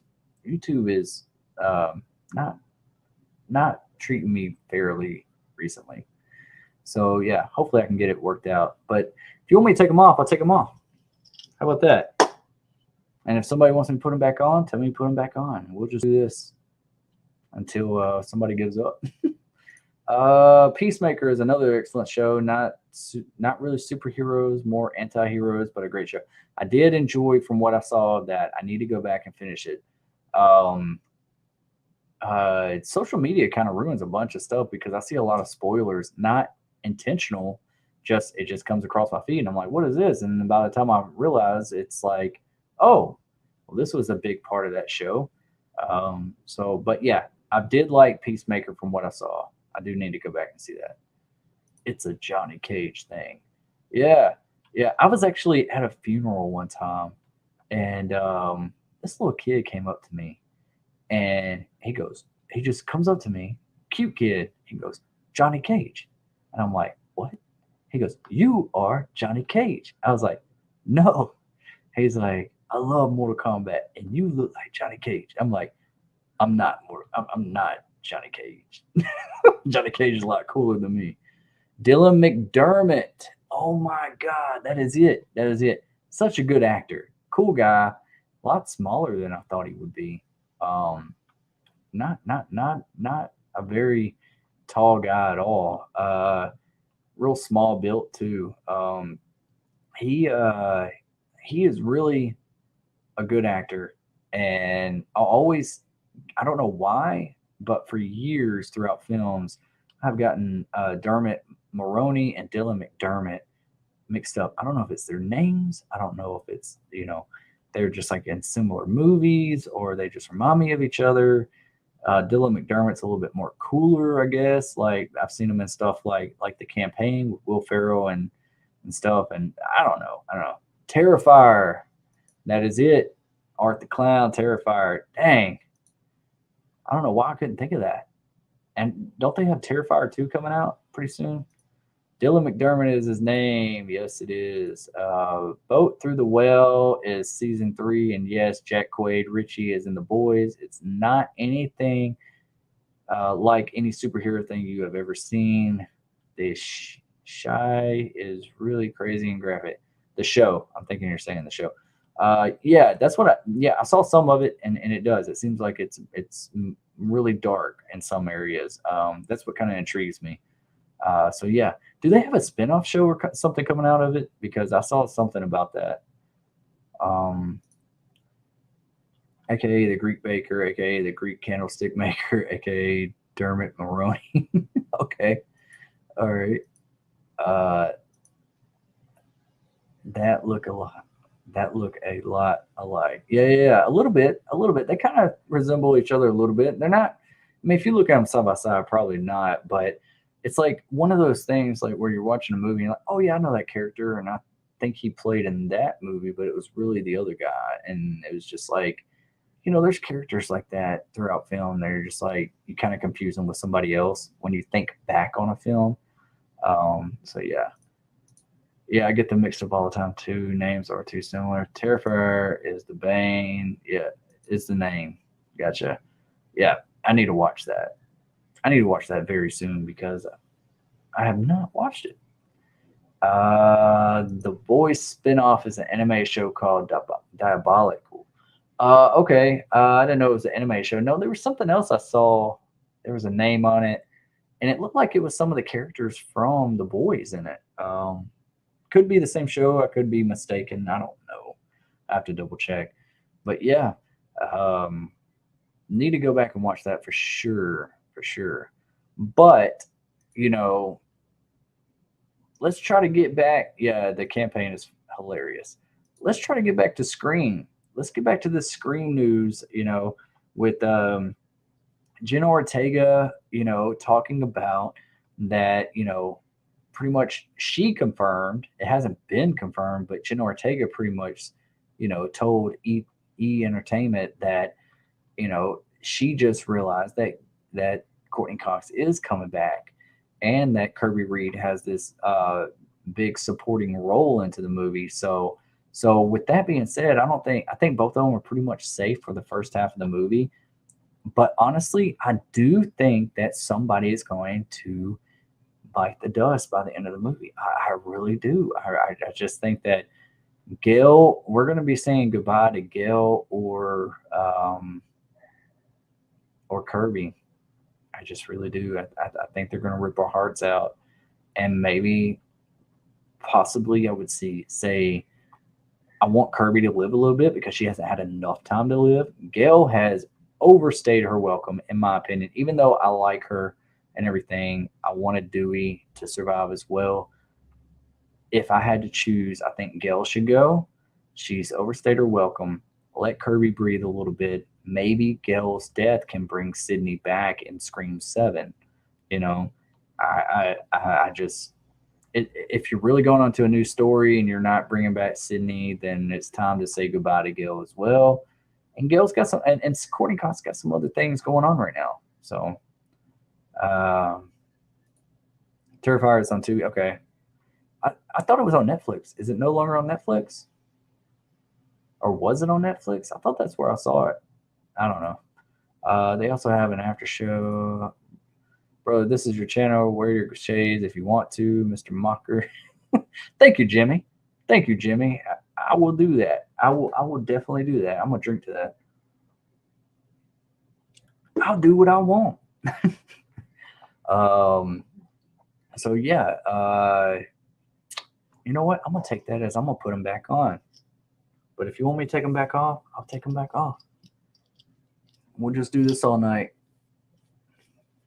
Trying to work on my headset and make it all balance out. Y'all can see the chat in my damn eyes. What's up, Ghostface Fanatic? What's up, brother? Glad you're over here, man. I've been going for about an hour and a half now, and so yeah, I know some other streams are going on and everything, and it's a crazy bittersweet day. And also another thing we need to talk about is that Ghostface is supposed to be the most brutal in this one. That's what Jenna Ortega is saying. That's what she's reporting on, is that we have not seen Ghostface like this. I'm paraphrasing here, but Ghostface is supposed to be brutal in this one. And we heard from radio silence for Scream 5 that Ghostface was going to use other objects other than just the knife. And we really didn't get that. We got that in the stab thing with the flamethrower, but we really did not get much of Ghostface really doing some creative kills with some other objects, a machete, a garage door, a window, glass, whatever, a fluorescent light being broken, like Michael did in Halloween Kills, and just stuck the lady in the neck, something. I think you're gonna have to turn up that spice, Ghostface, for this next movie with us, losing Sydney. We don't have Sydney. You better keep us entertained to where we don't miss her. We're always going to miss her, but you got to keep our minds occupied with some creative kills. I personally think the shades just totally suit you, but do what you want. Love your channel. Thanks, Rocky. I appreciate that. And you know what? I like you coming by. I love you coming by too, man. And you got some really good questions, man. You got. I'm glad you're here, dude. Really cool. Really cool. Ghostface. I wouldn't be surprised if Gail died in Scream 6. I just wouldn't put it past Radio Science. They killed Dewey in a lame way, and I don't think it's impossible. I just touched on that. I don't know if you were here, Ghostface, but seriously, I really think that too. I really think we're going to be saying goodbye to Gail more than anybody. And if I had to choose, I did put a poll out on my channel earlier today. Who would you want to be gone, Gail or Kirby? With Kirby coming back, Gail has overstayed her welcome, in my opinion. And even though I do love her and I don't really want to say goodbye to her, but if we had to say goodbye to somebody, it would need to be Gail, because we haven't let Kirby live enough. If Kirby was in Scream 5 from Scream 4, if Kirby came back in Scream 5 and lived a little bit and then she died in Scream 6, okay. But Gail has survived all of them. So now that Kirby is actually coming back from Scream 4 and it's all of a surprise, and I really think you need to let that character breathe a little bit.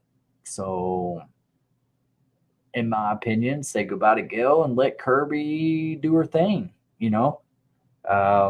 especially if Radio Silence is taking some risks. Let's take a risk with that. But I wish we had Dewey back. Man. You got to wear the shades. Nanette, hello, how's it going? Y'all are talking together. Do you think Lindsay Wallace is going to die in Halloween Ends? I always found your Halloween witch theory very interesting. No one else ever thought of that. It's interesting. She targeted his mask. Yes. Okay. All right. Yeah. Yep. Lindsay Wallace, I do think she's going to be a goner in this one. I do. I think, the Halloween witch theory that I have, and if all of you that are here don't know and haven't seen that video of mine of my theory, I kind of expressed that, I'm trying to get more in frame here. I kind of expressed that, Lindsay Wallace, her surviving was why? Well, I mean, everyone else got killed, and especially in that park scene where it was so convenient that she knew to grab his mask. I never understood it. I was like, why did she, out of everybody else, know to grab his mask? And it was just luck. It was luck, or she knew more than what she's leading on to be. And also, whenever you see her in that ditch and she's hiding from Michael Myers, and she's and Michael Myers comes by, and later on, whenever they find her, she's crawling out of that ditch, and she's all like, she's got like a blood and some bruising and some mud all over her, like she's been wallowed in the mud into the creek or something, and that did not happen. She was just down there hiding. So is she faking it, or does she know more than she lets on? And with Lindsay Wallace, I made this theory that was like, she's leading on, like she knows more than what she lets on, and maybe she's the one helping to control Michael, similar to the witch in Sleepy Hollow, the witch controlling the headless horseman going out to kill people. Maybe there's this curse on Haddonfield that she's just like, she's the one that's controlling Michael. And maybe it was like she was there, and then she got rolled away at the hospital, and we never saw her again. And it was like, why did they let her survive? But we know she's coming back in ends. And I really do think that maybe she's not a witch. Maybe, that's a stretch. I know. It's fun to think about. It really is. Is that the way I want it to go? No. But I really think Lindsay Wallace isn't being completely honest. I think she knows more than she lets on. And there's a reason why she survived, because she knew to grab Michael Myers' mask. So yeah. Short answer, Rocky. Yes, I think Lindsay Wallace is a goner in Halloween Ends. We will find out, right? All right. Sorry, had to get on that for a second. But yeah, I'm glad you enjoyed that video. Like, I love doing theory videos. I love it. You drink a couple beers, take a few notes. It was fun. Uh, it's going okay. I'm just watching the live stream. We were just getting Kirby back. They can't take her from us already. I know that is going to be a crime if they bring her back just to kill her, especially early in the movie and especially at the opening. If they do that, we riot. No, they better not kill Kirby in the opening. That's all I got to say. From what I've heard, Courtney Cox wants to be killed off. Yeah, I heard that in Scream 4. Haven't really heard that in Scream 5. It might be a different thing. People change over time. It might have been what she wanted back then with whatever her career was going on at that time. But now she might be more appreciative that she's back in the franchise and she wants her character to survive. But she does have other shows and other projects that she's working on. So maybe it's still the same thing. Maybe she still wants to be killed off. I still think she's going to be. By the end of Scream 6, I think we're going to say goodbye to Gail. I just hope they respect her character and Dewey's as well. I think we're going to see that her new book that's about a sheriff, about Dewey, I think we're going to see that as a #1 bestseller. She's done with making books about Woodsboro. And and at the end, maybe we see her tombstone next to Dewey's tombstone, Maybe we see our surviving cast standing over it at the end of Scream 6. That would be pretty cool. I think Gail should die over Kirby dying for sure, because why would they bring Hayden back just to kill her in the opening? I know, kind of like Cotton Weary.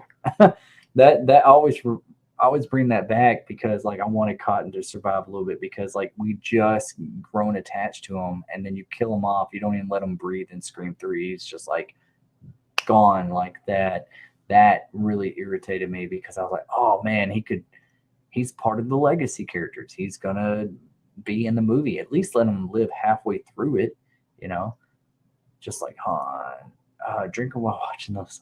I think Gil is the one that I think should go. If I had to choose, we do got to move on from the next generation as well. Yeah, if you're going to move on, Ghostface, you're right. If you're going to move on, rip that Band-Aid off. If you're going to rip our hearts out, do it. Quit teasing us about it. If we're done with Sydney, get rid of Gail in this one, and then maybe we could bring Sydney back in the next one. Maybe they can market it that way to where, like Sydney's back. This is personal. She's finally back for this finale. Kind of draw this big conclusion, epic final showdown between Ghostface and Sidney Prescott. And I think that would be wise. It might help the movie overall by having her absence for this one. But here's the thing, it's what I've said earlier in the stream. I don't know if you were here, but is if this movie, it all depends on how this movie performs. If this movie outperforms like Scream 5 did, if it overperforms, we probably won't see Sydney coming back. We may, but it'd be most likely not, because they know that they can make a Scream movie without Sydney, without Neve Campbell. If it underperforms from what they think they're going to get from the ROI, the return on investment, then they will really reconsider. They'll go back to the drawing board, and they'll say, Paramount and Radio Silence and everybody, like, we got to get Neve Campbell back, give her what she wants, bring her back. We got to market it that way to have this conclusion. So yeah, it all depends. Scream 6 is the make or break it, in my opinion. I'm about to get some sleep. Y'all be good. Cheers. All right, Steven. Yeah, have a good night, man. Good night. Thanks for coming by. Appreciate you. Nanette. Y'all are talking together. Sorry. That's a really good theory on Halloween ends. Yeah, I think so. I'm really giving it some thought. Might not be that deep, might not touch on it at all, but I still think Lindsay Wallace is a goner, and I still do think that whether her knowledge of Michael is for the good or the bad, I think she's not being completely honest about some stuff. I think she knows more than she lets on.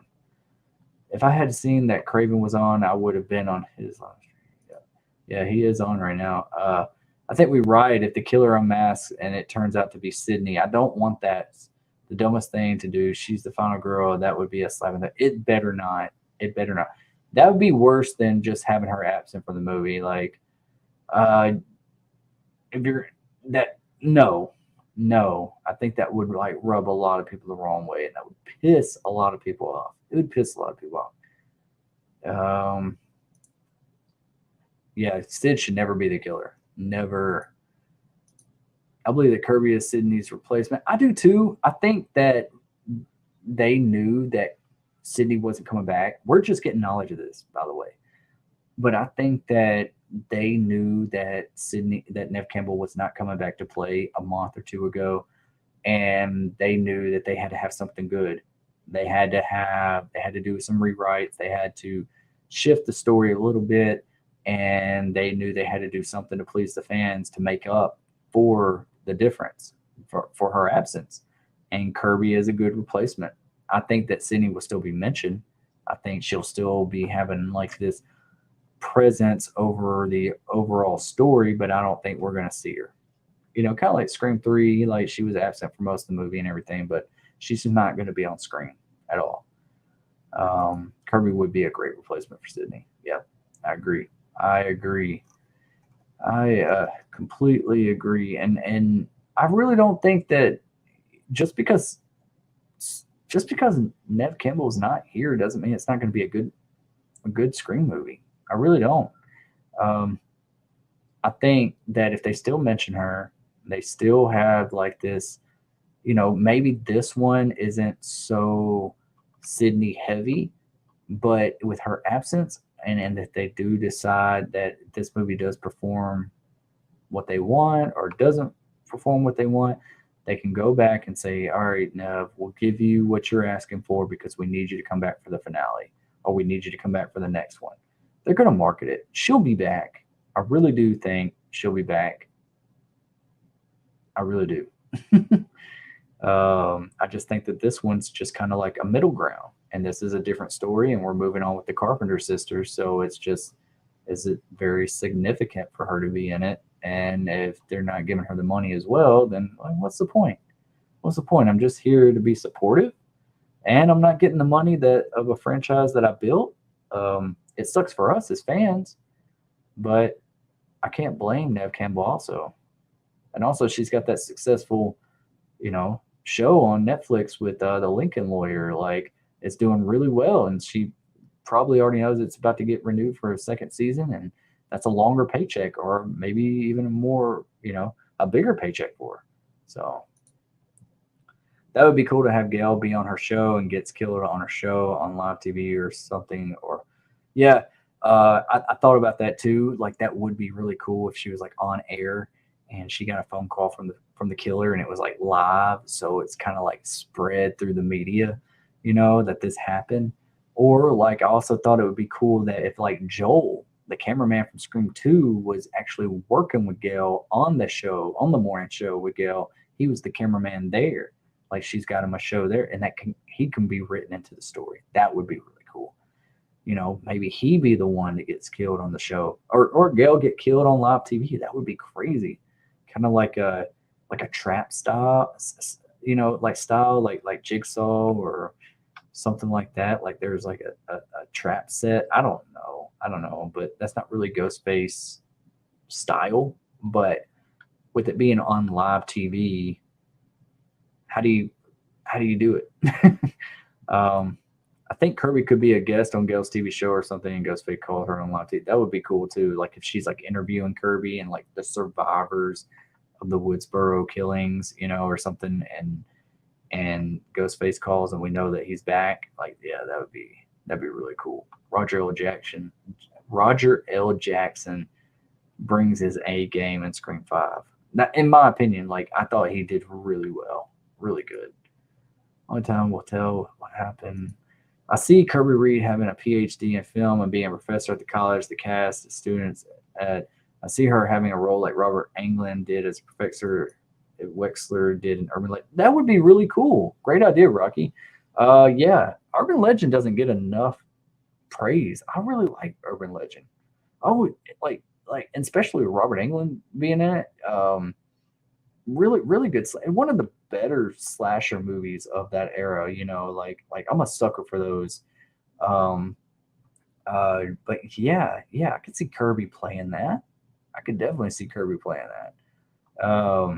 Urban Legend would have been a great series, like if they kept it slasher style, but they did like every season was a different urban legend or a different story, I always said that like Urban Legend and The Faculty would be great TV series if they could like bring them back.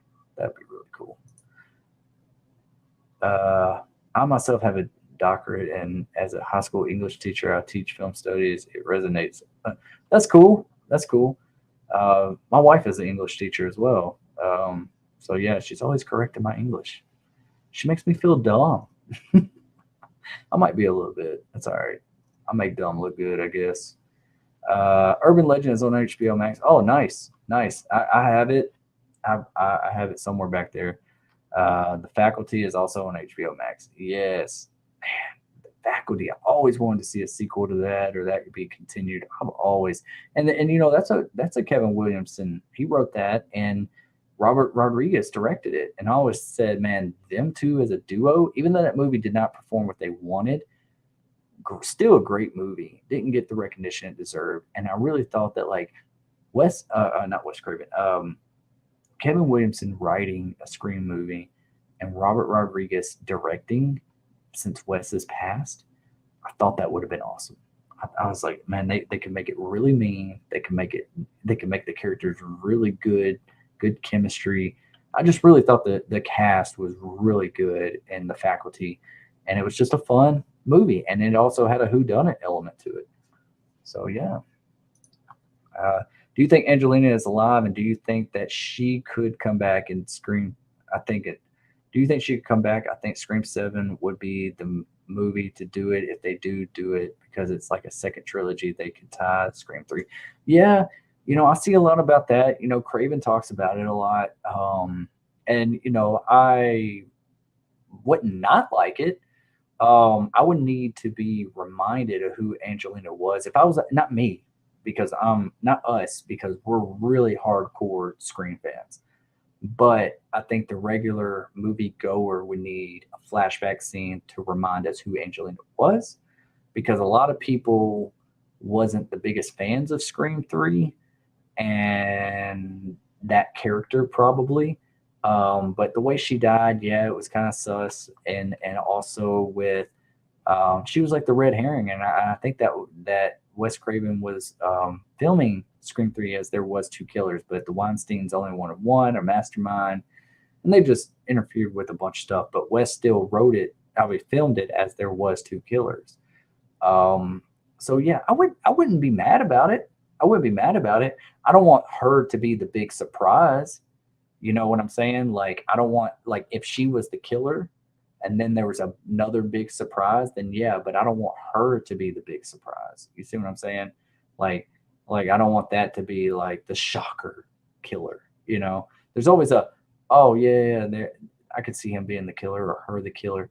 Kind of suspected that that was a big possibility, but then there was another killer that's just like, whoa, blew my mind. That's what we need.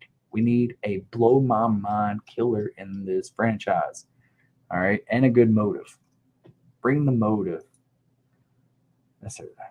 Yeah, it was. It definitely was. But yeah, great question, Ghostface. It could be. It could be tied in. I mean, Especially think about it if they brought back Mark Kincaid, man.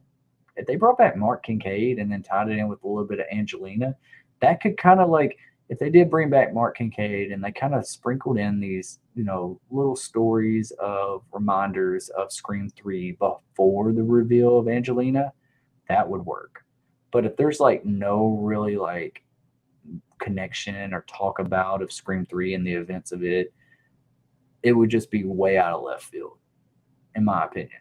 It's gonna have to like sprinkle in a little bit of Scream 3, remind us a little bit of Scream 3, so we're thinking back, show us maybe a flashback. I always say that Scream would benefit from a flashback scene, especially whenever the killers come about and talk about their motive and what they did and why they did it and all that kind of stuff. I always say that, like bring back, like we need a shocker killer, we need a shocker motive, okay? And Scream 5 just did not deliver on that. We accepted it, okay. What are we building to here? Because whatever we're building to, better land. So yeah, it would be cool to have Angelina just be a regular character and not a killer. Maybe they just see her and they ask who that is, and Sydney tells them, yeah, well, Sydney's not going to be in it, but you brought up an idea for me, Ghostface.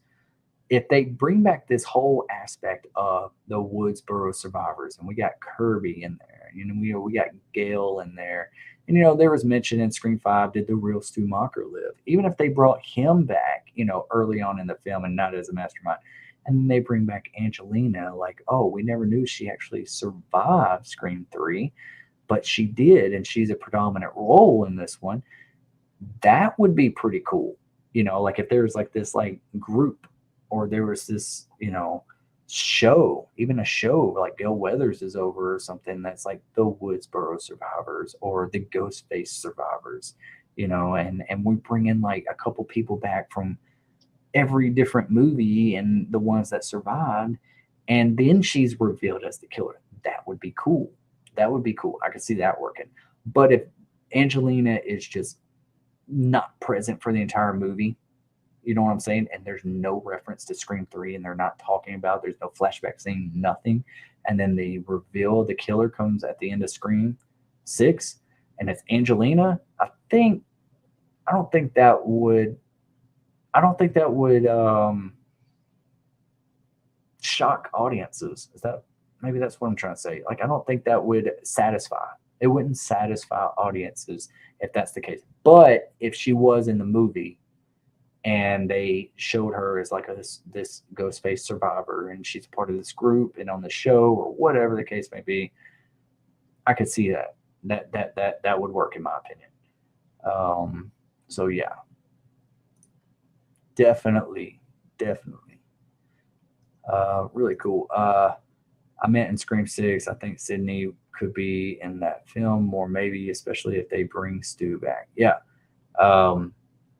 I really think that it could help the situation with Stu, like with their backs against the wall, and they know that fans are kind of upset right now. They're gonna be reaching to try to get fans back on their side, being like, we got to do something. We got to make these fans happy because we just lost our final girl. We just lost Sydney Prescott.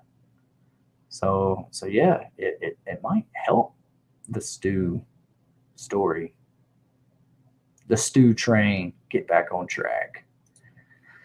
The Faculty was such a great movie. So many people even missed they got Piper Laurie, Margaret Carey's mother from. Yeah, they did, as one of the teachers who was. Yeah, especially at the beginning, what she did and everything. Really cool cast. Selma Hayek. You got what T1000? What's his name? Patrick. I can't think of his last name. You got Sean Hannity, you got Elijah Wood, you got Clea Duvall, you got so many characters in that movie, and there's so many people that were like smaller actors then, and they started to do bigger stuff now, and even in TV and stuff, and it's great. It was one of those movies that was just. It's one of those movies that really felt like high school. It's one of those movies that you really bought, that like these are real people even though we're about to deal with some alien sci-fi stuff, that's what I want in my Scream movie. You know how much screen time we dealt with our main cast and got to know them individually and together and bonding together before they went on to try to defeat this extraterrestrial force that's going on. That's what I want in a Scream movie. I want that more great cast bonding together and we get more screen time with them. It doesn't need to be like a one scene and then the next scene they're dead, or one scene and then we see them later on in the movie. No, let's keep our characters together. I think that makes better for storytelling. Robert Patrick. Robert Patrick is his name. Y'all are right. Sorry. Told y'all I'm having some brain farts tonight. Forgive me. It's Michelob. Michelob is doing it. But yeah, I really think that like Kevin Williamson wrote uh, the Faculty, and I want to see him write another Scream movie. And Robert Rodriguez directed the Faculty. No offense to Radio Silence, but I really think that Robert Rodriguez would be cool to direct a Scream movie. He knows how to get down and dirty. If you've seen any of his action movies or anything, like he could come up with some creative kills. All right. Have you ever seen From Dusk Till Dawn? Have you ever seen what was that? Planet Terror. Um, what's the other one? Desperado with Antonio Banderas. Oh my God. Leading up to Scream 7, the problem if Sydney turns that down, that would be a problem. Yeah, it would. It really depends on the revenue that Scream 6 makes, if and how well it's received. It's going to be on both. If they get a lot of backlash and being like, "We miss Sydney," this movie lacked in quality because of Sydney. Um, they lost money. It didn't make as much money as Scream 5 did, and all that. And they're getting all that kind of feedback. They're going to be like, "Okay, call up Neve Campbell, make a negotiation. Let's get her back in the next one. Let's wrap this thing up." And then they would market the movie, and I think they would they would, market the movie as Sydney's return, you know, to take down Ghostface. Uh, I hope she doesn't turn it down. Money talks, though. Money talks, and everybody's got a price, in my opinion, especially in Hollywood. Stu could have changed his name to Blackmore, and maybe we think it's Tara's dad last name, but really it could be Stu's last name. Didn't think about that. There's more to her dad than what we know. That's what I think. I think we're gonna come across, if you see the way Sam killed Richie, do you really think that was her first time killing? That was not a first time kill. That was somebody that let in on her rage, that let in on her dark side, that let in that like I'm about to go bonkers. I'm about to I'm about to do it all. I'm about to go to 100. With I don't buy that Tara's dad's just missing or left. That I think, if anything, maybe Tara's dad wasn't that good of a guy, a good stepdad. Maybe he was abusive verbally and physically to the mother. Maybe it got worsened whenever Sam busted her mom out about the situation. Maybe he turned violent on Sam. Maybe he just wasn't a good guy before and after the truth came out.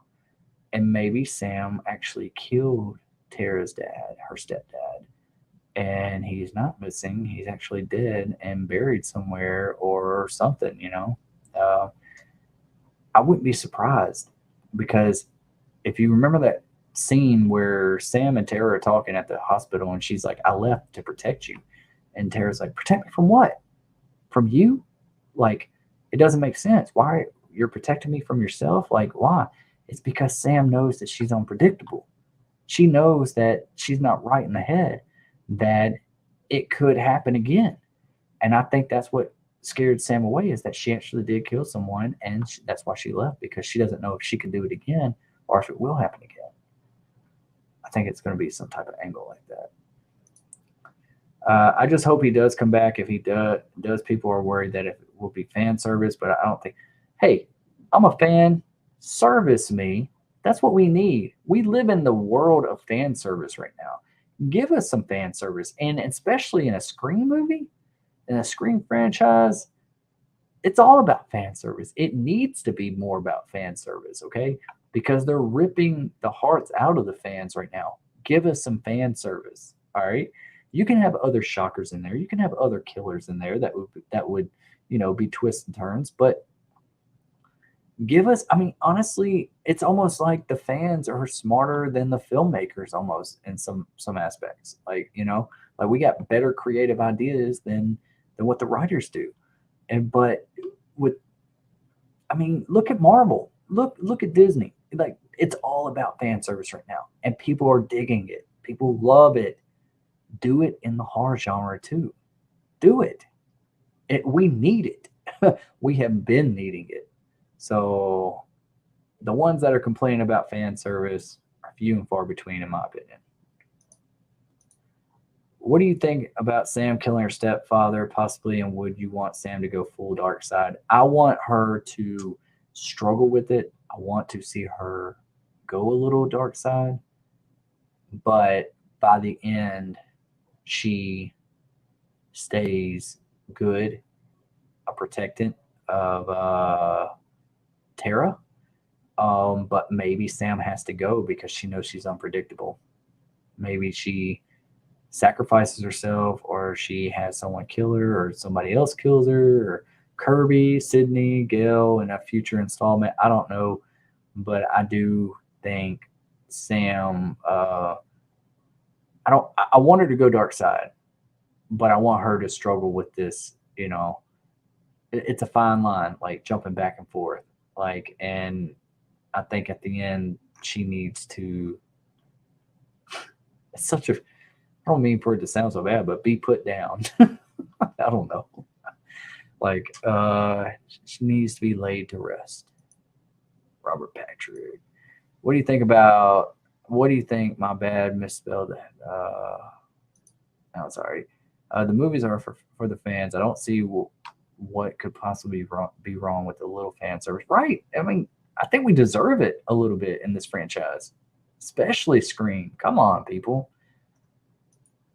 That got me pumped when Jenna said this Ghostface in this film will be more brutal. That just got me pumped. I know. I'm ready for it. I am so ready for. I want to see chase scenes.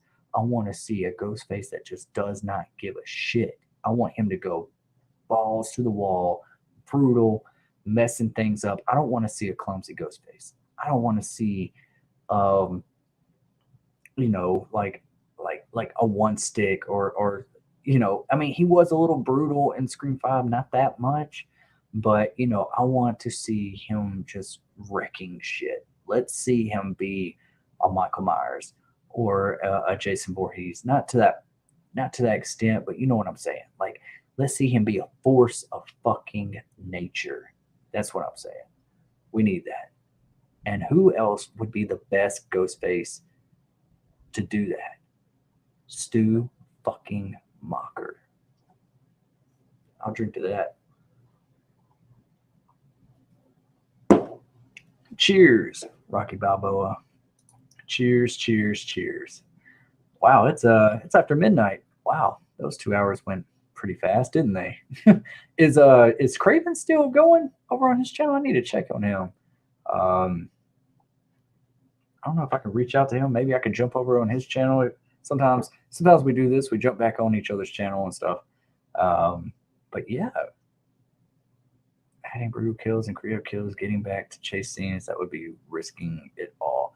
Yes. I know. We definitely need chase scenes back. I want some really thrilling chase scenes. Wouldn't it be so cool, Ghostface? Come on, man. Think about this. As much as we get in horror movies and action movies, we get these one-take shots. We get these one-take shots to where the camera never cuts. If we got a chase scene to where the camera is going in and out of corridors and Ghostface is chasing somebody, and we're just going up the stairs, and the camera just never cuts. That would be so awesome, in my opinion. I want to see something like that and keep you on the edge of the seat. Got to have that suspense. Got to have that rush, that edge of your seat excitement. Like, oh, is she going to get away or is she not? You know, and it's like that Scream 2 scene with Gail Weathers in the sound studio. Like, man, come on. We need it. We need it. Well, I'm drinking Gatorade. Hey, Gatorade's good. I like Gatorade. Yo, Destination Station, do you think Silver Shamrock will play a role in Michael's mask? I have heard rumors about that. Yes, I have said that several times in a lot of videos, and a lot of my theory videos is that the mask is the key. There is an infatuation with the mask for a reason. It awoken something in Michael. If you remember in Halloween 2018, him holding up the mask and him saying, "You can feel it, can't you, Michael?" And you see Michael kind of tilting his head a little bit, like almost leaning towards it, because he could feel the evil, he could feel the force. And you see all the inmates and everybody, they're all, you know, acting like hyenas. And it's like it awoken something in him, and it made him want to get to that mask. And you know, David Gordon Green has always said that, you know, we're going to stick with John Carpenter's original idea that Michael Myers is human. You don't really have a reason. But with Halloween Kills, the way everything ended, it was like, how is he just up and walking after all that? Like it was almost like overkill, you know? Like it was like, there's no way after all that, he just gets up and can move like that and be okay. We don't even see a limp from him. So especially after that scene with Karen hitting him with that hay fork thing, whatever it's called, and she grabs his mask off, he immediately gets back up, doesn't even bother with Allison anymore. He wants that mask, and she plants it in that street, and he gets to it, and it was a trap, and everybody starts surrounding him, and all the truck lights come on and everything. If they would have killed him without him putting on that mask, he would be dead now. But they waited too long, and he put that mask on, and he knew that he would keep ticking. He would not die. It might not give him like supernatural strength to where he's like so strong or anything like that, because he's always been a killer at heart, always. But that mask keeps him alive as long as he's wearing it. That's why his infatuation is with it. So he's not technically supernatural, but the mask makes him supernatural. And I do think with all the little Easter eggs of Silver Shamrock mask here and there, I really do think they're going to tie it in. I don't think it's going to play a predominant role in Halloween Ends, but I do think it's going to be alluded to. It is going to be acknowledged that, you know, this is a Silver Shamrock mask, and we as fans are already going to know, oh, we already know, you know? So yeah, I do.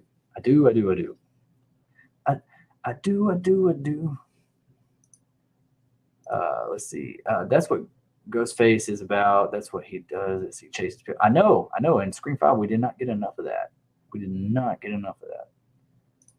Scream is my favorite franchise because of the who done it factor. It's the most realistic franchise. It's just more humanly. It really is. It's not like it's like anybody could be a killer. You know, it's like one of our friends, our mother, our next door neighbor could be our killer, and we don't even know it.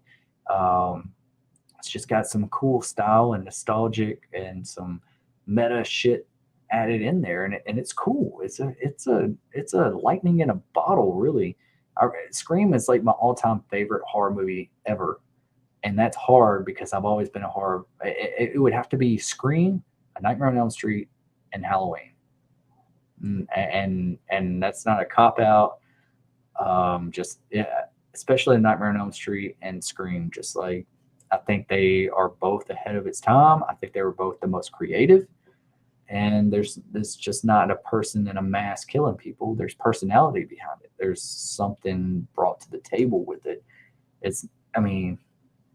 Anybody can just wear another Michael Myers mask or another Jason mask and be the new killer, and we could just start something else up. No, It's not that simple. Not with the Nightmare on Elm Street, not with Scream. So yeah.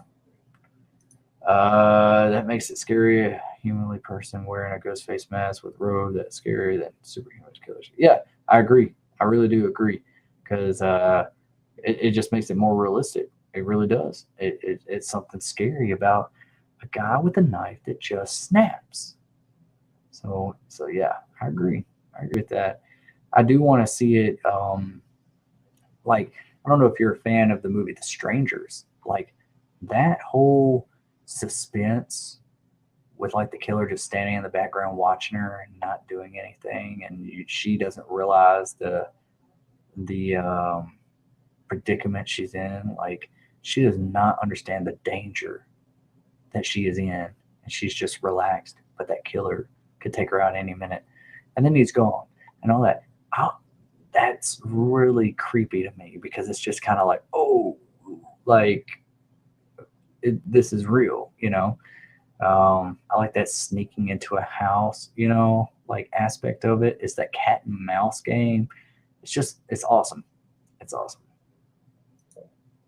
Halloween is my second favorite, then Friday the 13th, my third. Yeah, I love Friday the 13th. I think Friday the 13th needs some love.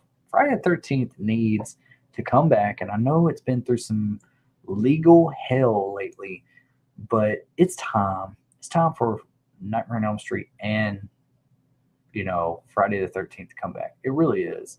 Probably gonna have to change some story aspects with Friday the 13th just because of those legal aspects. Not going to get all into it right now unless you really want to. Um, uh, but it's just it's time. It's time to bring them both back. And if they do even reboot another Nightmare on Elm Street, Robert Englund has to be involved in some way. Like keep him in the shadows, like in the first film. Like because he is a little bit more overweight. He's a little bit older. He doesn't need to be this real active Freddy Krueger. He needs to be in the shadows. We need to see his eye between the pipes of the boiler room. See his hand. We see him just like out of focus a little bit in the dark, with his glove, stuff like that.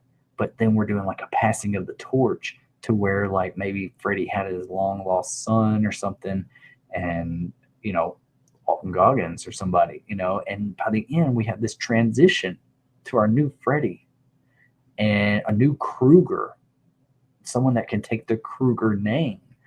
And kind of like, did y'all see the new remake or not reboot, the reboot of Candyman? There's I love some aspects of it. There's some good creativity about it, like the whole passing the torch, passing the hook to the new Candyman, something like that with the Nightmare on Elm Street.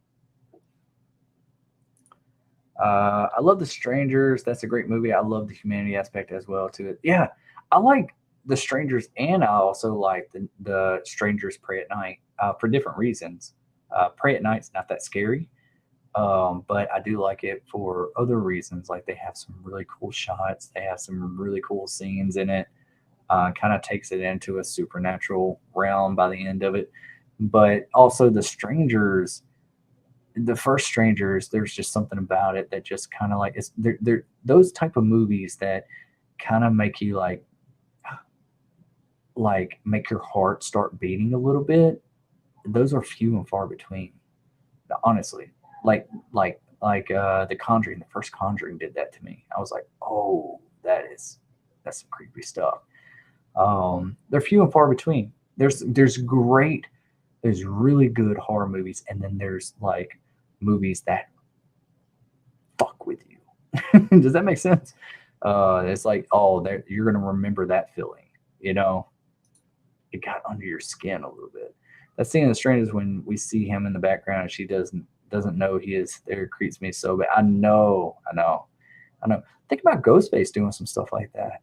Like if we had like a more serious Ghostface and we kind of held back the comedy and the one-liners, or like not really one-liners, but Roger L. Jackson kind of said less than more, which I love his line delivery. So it's a thin line, but like in some aspects, like maybe when the victim isn't on the phone with Rochelle Jackson and they're just like hanging out in their house, kind of like Wes did in Scream 5, but we just saw Ghostface. Think about that. How much better that scene would have been with Wes Hicks in Scream 5 if we actually saw Ghostface over there around the corner just staring at him, but didn't do anything.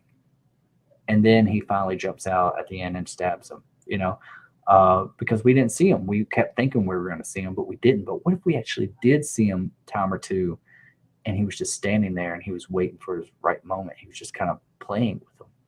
Wouldn't that be a little bit more creepier? And that would have been a great chase scene too. Wes's scene should have been a chase scene, or he should have survived. I really want him to survive. Have you played the Friday the 13th game?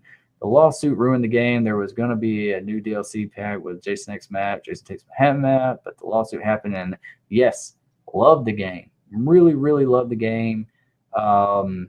Hate that did not come about.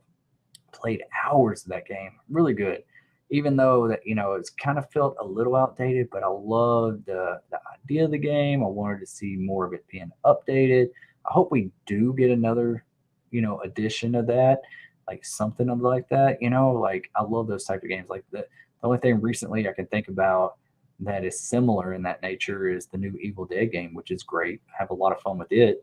But Friday the 13th game was so good, and I hope they can fix those things because I want to see it, updated, or at least a new game. Just give us a new game. Give us, on that, what is that, the new Unreal Engine 5 that's coming out, and a lot of games are being put on now. Give us that. We need something with like better graphics, better controls, better, it just, I loved it. Did you play it? It was good. Yeah. Destination Station, I agree with you because the mob, after Karen stabbed him with the pitchfork, that's it, pitchfork. Why can't I ever think about that? That's what I say, a hay fork? Set that up. Karen dominated him by removing his mask, but she made the fatal mistake of leaving his mask. Yes, she did. I agree 100%. 100%. And if I'm wrong about this mask theory, come back and tell me. I'll admit my wrongs. I'm a man to where I admit my wrongs. But yeah, I really do think that's what it is. I really do. And they messed up. If they would have jumped him before you got that mask on, that mask is going to have to be destroyed. It's going to have to be destroyed. But it doesn't mean Silver Shamrock won't make another one. So maybe that's where a new movie can come along. He overpowered the mob after putting his mask back on. Yeah, he did. The movie Hush is similar to The Stranger and so. Oh, that was so good. Mike Flanagan, a guy is talking to this girl. Great movie. I've watched it a few times. I loved it. I absolutely loved it. I hate that we saw the killer's face though. Halfway through the movie, I was like, that kind of took the suspense away. But the way the movie was made, really good. Really enjoyed it. Great final girl. Great ideas of her being a survivor and all that, man. Like, I was like, man, this is good. This is real good. Dang, I haven't watched it quite a few years, but when I saw it, I watched it like at least 3 times. I love when a movie actually manages to scare me. It is so rare because I am so desensitized. Hope that Scream 6 can do something like that. So something super creepy. Yeah, I mean, me too. I don't think Scream 6 is going to get to that level. I honestly don't. It might get to the point of being brutally fucked up, but I don't know about desensitized, scary. That would be great though, wouldn't it? Like the opening of the original Scream movie, if they could keep that tone, that suspensefulness, that evil. Didn't it just feel a little evil? Like it was like, ooh, I need to go take a shower after that. Like I was like, man, that was some dark shit. So yeah. They're making Texas Chainsaw Massacre the game. The creators who made Friday the 13th game are making it similar trailer. And yeah, I'm excited about that one too. And Kane Hodder is playing Leatherface in that game. I'm really looking forward to that game. I'm glad we're getting games like this. This is great. So I hope Friday 13th can come back, in some way. Maybe we can get a Nightmare on Elm Street game. Maybe we can get a good Ghostface game, a good Halloween game, a good Chucky game, whatever, put them all in a game together. I really don't think that like that Dead by Daylight, I like it for what it is, but it needs something else. It needs a little bit more of a survival aspect to it than what there is. Like I like the whole finding the battery, finding the flashlight, like you're searching for everything, the map, and trying to get the car started, and then you're trying to escape, and there's only like one shotgun, and there's only like and everything's randomized on the map every time you play it. I like that aspect because it's always kind of like, oh, I'm searching to try to find this stuff so I can win. And if not, if I'm caught before I find these items, I'm probably dead. Like it gives that survival element to it. I just feel like Dead by Daylight just doesn't do it for me. I like it. It's fun. It's got its fun moments, but yeah, I hope Texas Chainsaw Massacre is a lot like Friday the 13th in that aspect, and Evil Dead the game. Yeah, highly looking forward to that, especially with Kane Hodder playing Leatherface. I wish I could play the games, but that's never going to happen because you have to have PlayStation or Xbox. Yeah, or PC. PC, they have them on there too. Yeah, yeah. These things, they can get pretty pricey, and they come out every 5 years. It feels like, and you have to buy a whole new console to play the new games. It's like Apple. It's like a new Apple phone. Oh, you can't do this anymore because the updates are only good on this one. They know what they're doing. I played the Friday 13th game. It's so fun playing as a counselor. It's so fun to be the killer as well. I think Jason's fun part. Fortunate that, yeah, it is. Playing Jason, it is fun. It is fun. You're just like looking for him and searching on it. You're just trying to dominate. And then like they don't even tell you anything about like how to knock Jason's mask off, and there's like little hidden Easter eggs and stuff. Like it's just a fun game. It's a fun game. I just want to see it done with more love and more of a budget. Sinister also scared me, not creepy about the ending. Those home movies were, yeah, they were really creepy, especially that first one. A lot of people bagged on the second movie. I didn't think it was that good, but I didn't think it was that bad. It definitely wasn't as good as the first one, but it wasn't the most awful movie I ever seen. And I saw that from like IGN gave it like a 2, which they're awful about. When every time they rate a movie, I never listen to. I'm like, they're always off. I was like, stick to video games, IGN, because every time you rate a movie, you're so way off. And I remember them giving, that was the moment that I said, I'm never listening to IGN again about their movie reviews, even though I do watch them. The reviews, they're always off. I'm just like, if IGN hates it, I might find some enjoyment out of it. That's how I've always realized that. Anyways, I don't know why I got on IGN. Damn. See how I brainstorm? I just like start rambling shit. We need a Scream game so bad. Ghostface could be a different person every time. So yeah, I have to figure it out. Yes. I thought about this. A Scream game would be awesome. A Ghostface game would be so cool. I always thought about if y'all have ever played the new Hitman games. Have you? I don't know. They're some of them are online, but they're not like multiplayer online. But there's like this aspect where you're in this big situation, a big mansion, a big hotel, a big, some of them are cities, but it's like a big city, and there's a lot of corridors, in and out of windows, in and out of doors, in and out of closets, several places you can hide bodies, trap doors. You can go in between walls, you can do all kinds of crazy stuff, and it's very stealthy.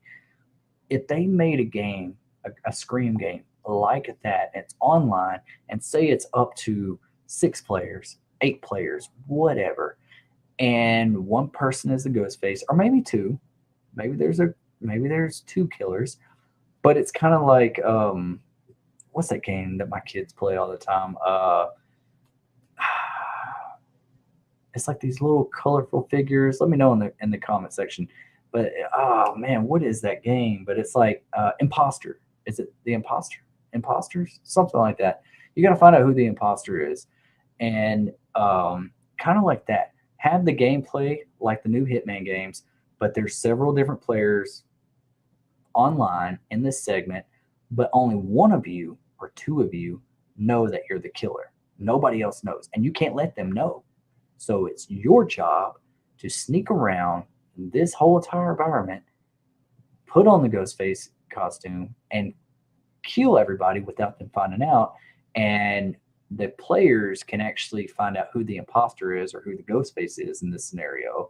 And they can try to figure it out, like a guess who type edition, and trying to survive like Friday the 13th, like trying to find a way to get out of this scenario.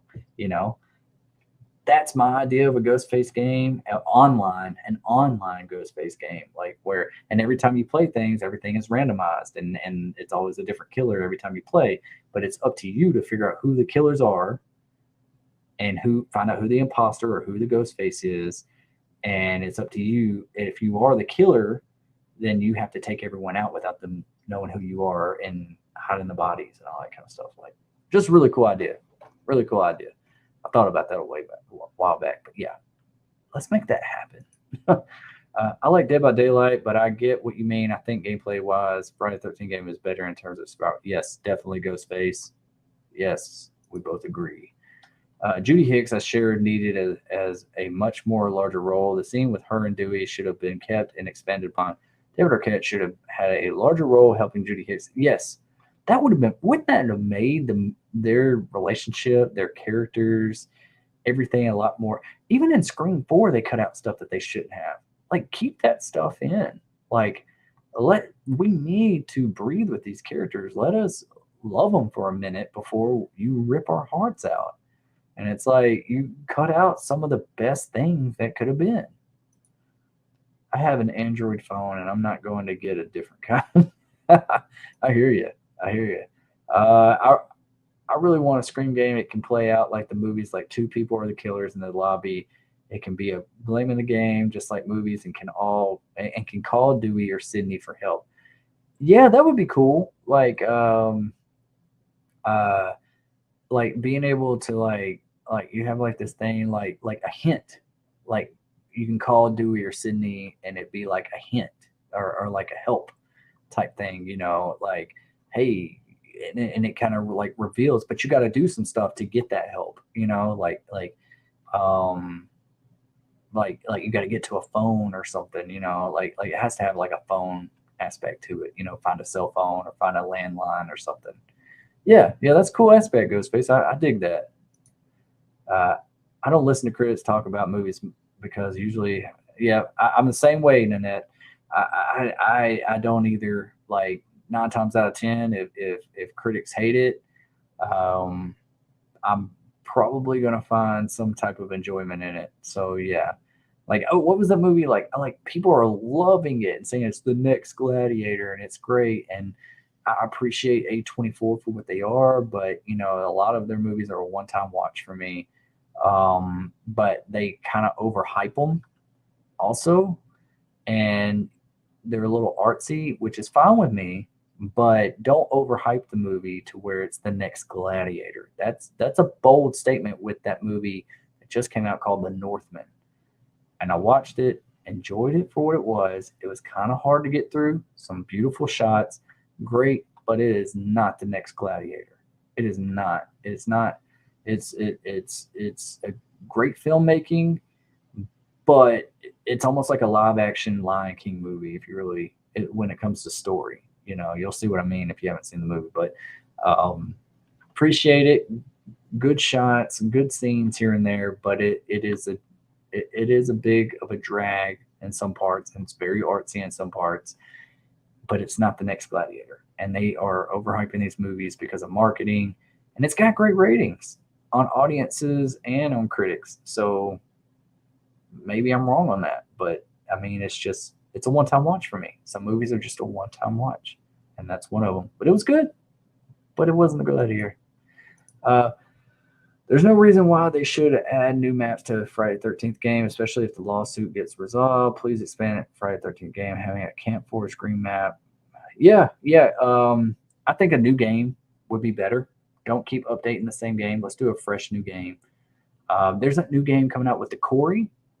The Quarry, coming out this Friday. It's by Supermassive Games, who did Until Dawn.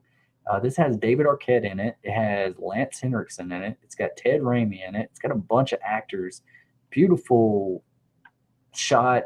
They even have a movie mode to where like they had like over 100 different endings and scenarios. Like all the decisions is based on, you know, what you do, which way you go, and that determines if your character gets killed or not. I think they have a multiplayer mode that's coming out later on to where a bunch of us could play together, and depending on your decisions, depending on my decision, I mean, it's just like a butterfly effect. Like it just goes in different directions. But I'm really looking forward to that.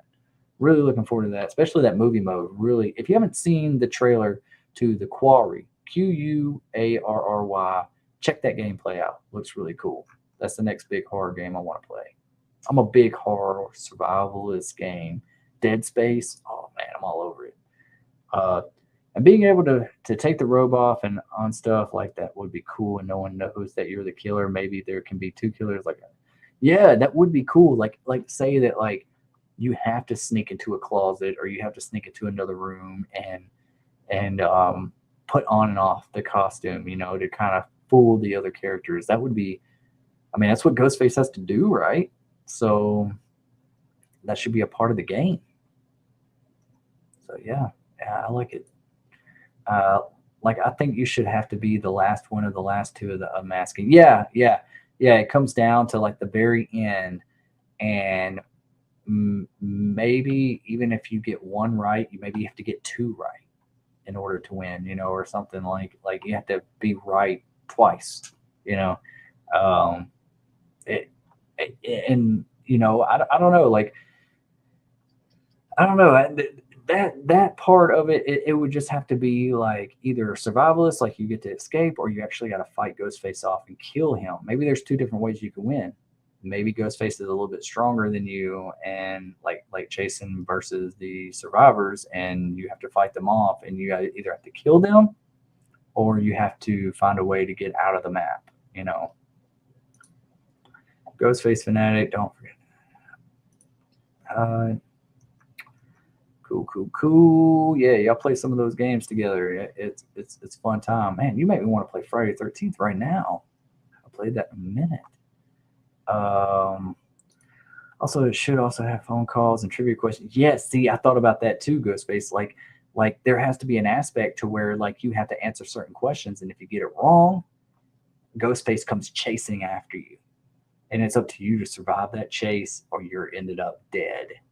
You see what I'm saying? Like that would be really cool. Like phone call, you know, and you know, there'll be like a points thing. Like if you get the answers right, you'll get points. If you decide not to answer the phone or whatever, but like there has to be an incentive for you to answer the phone and have to answer these questions and stuff like that. You have to get extra points. And there's so many horror movie questions that like they're always randomized. So you better know your horror game. So it's like a horror movie game trivia game as well inside the same game. That would, man, great minds think alike, Ghostface. I like you. That should be effective. Yeah. I want to see the movie because I love Alexander Skarsgård and everything I said. Yeah, he's great. He's absolutely great, and he's beast in this movie. It's just you'll see what I'm talking about. I mean, if you're cool with A24 movie, did you ever watch the movie The Green Knight that came out last year? Slower pace. It's kind of, you know, same. It's about the same tone almost.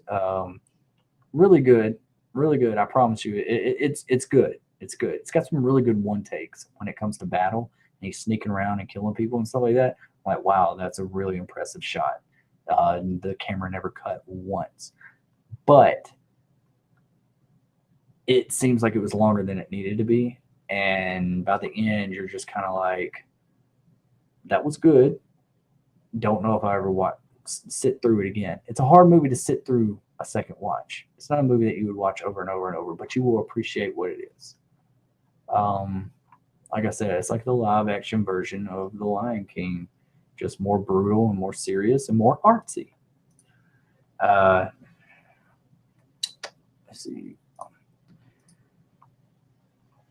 Yeah. I've seen The Witch too. I actually enjoyed The Witch. You know, Anya Taylor Joy. I think she's gonna be phenomenal. She's also in The Northman, and she does a great job. She's awesome. I mean, have you ever seen The Queen's Gambit on Netflix, where she's playing chess and stuff? Great. This girl is going places. Also, what was that movie that was like based in the '60s?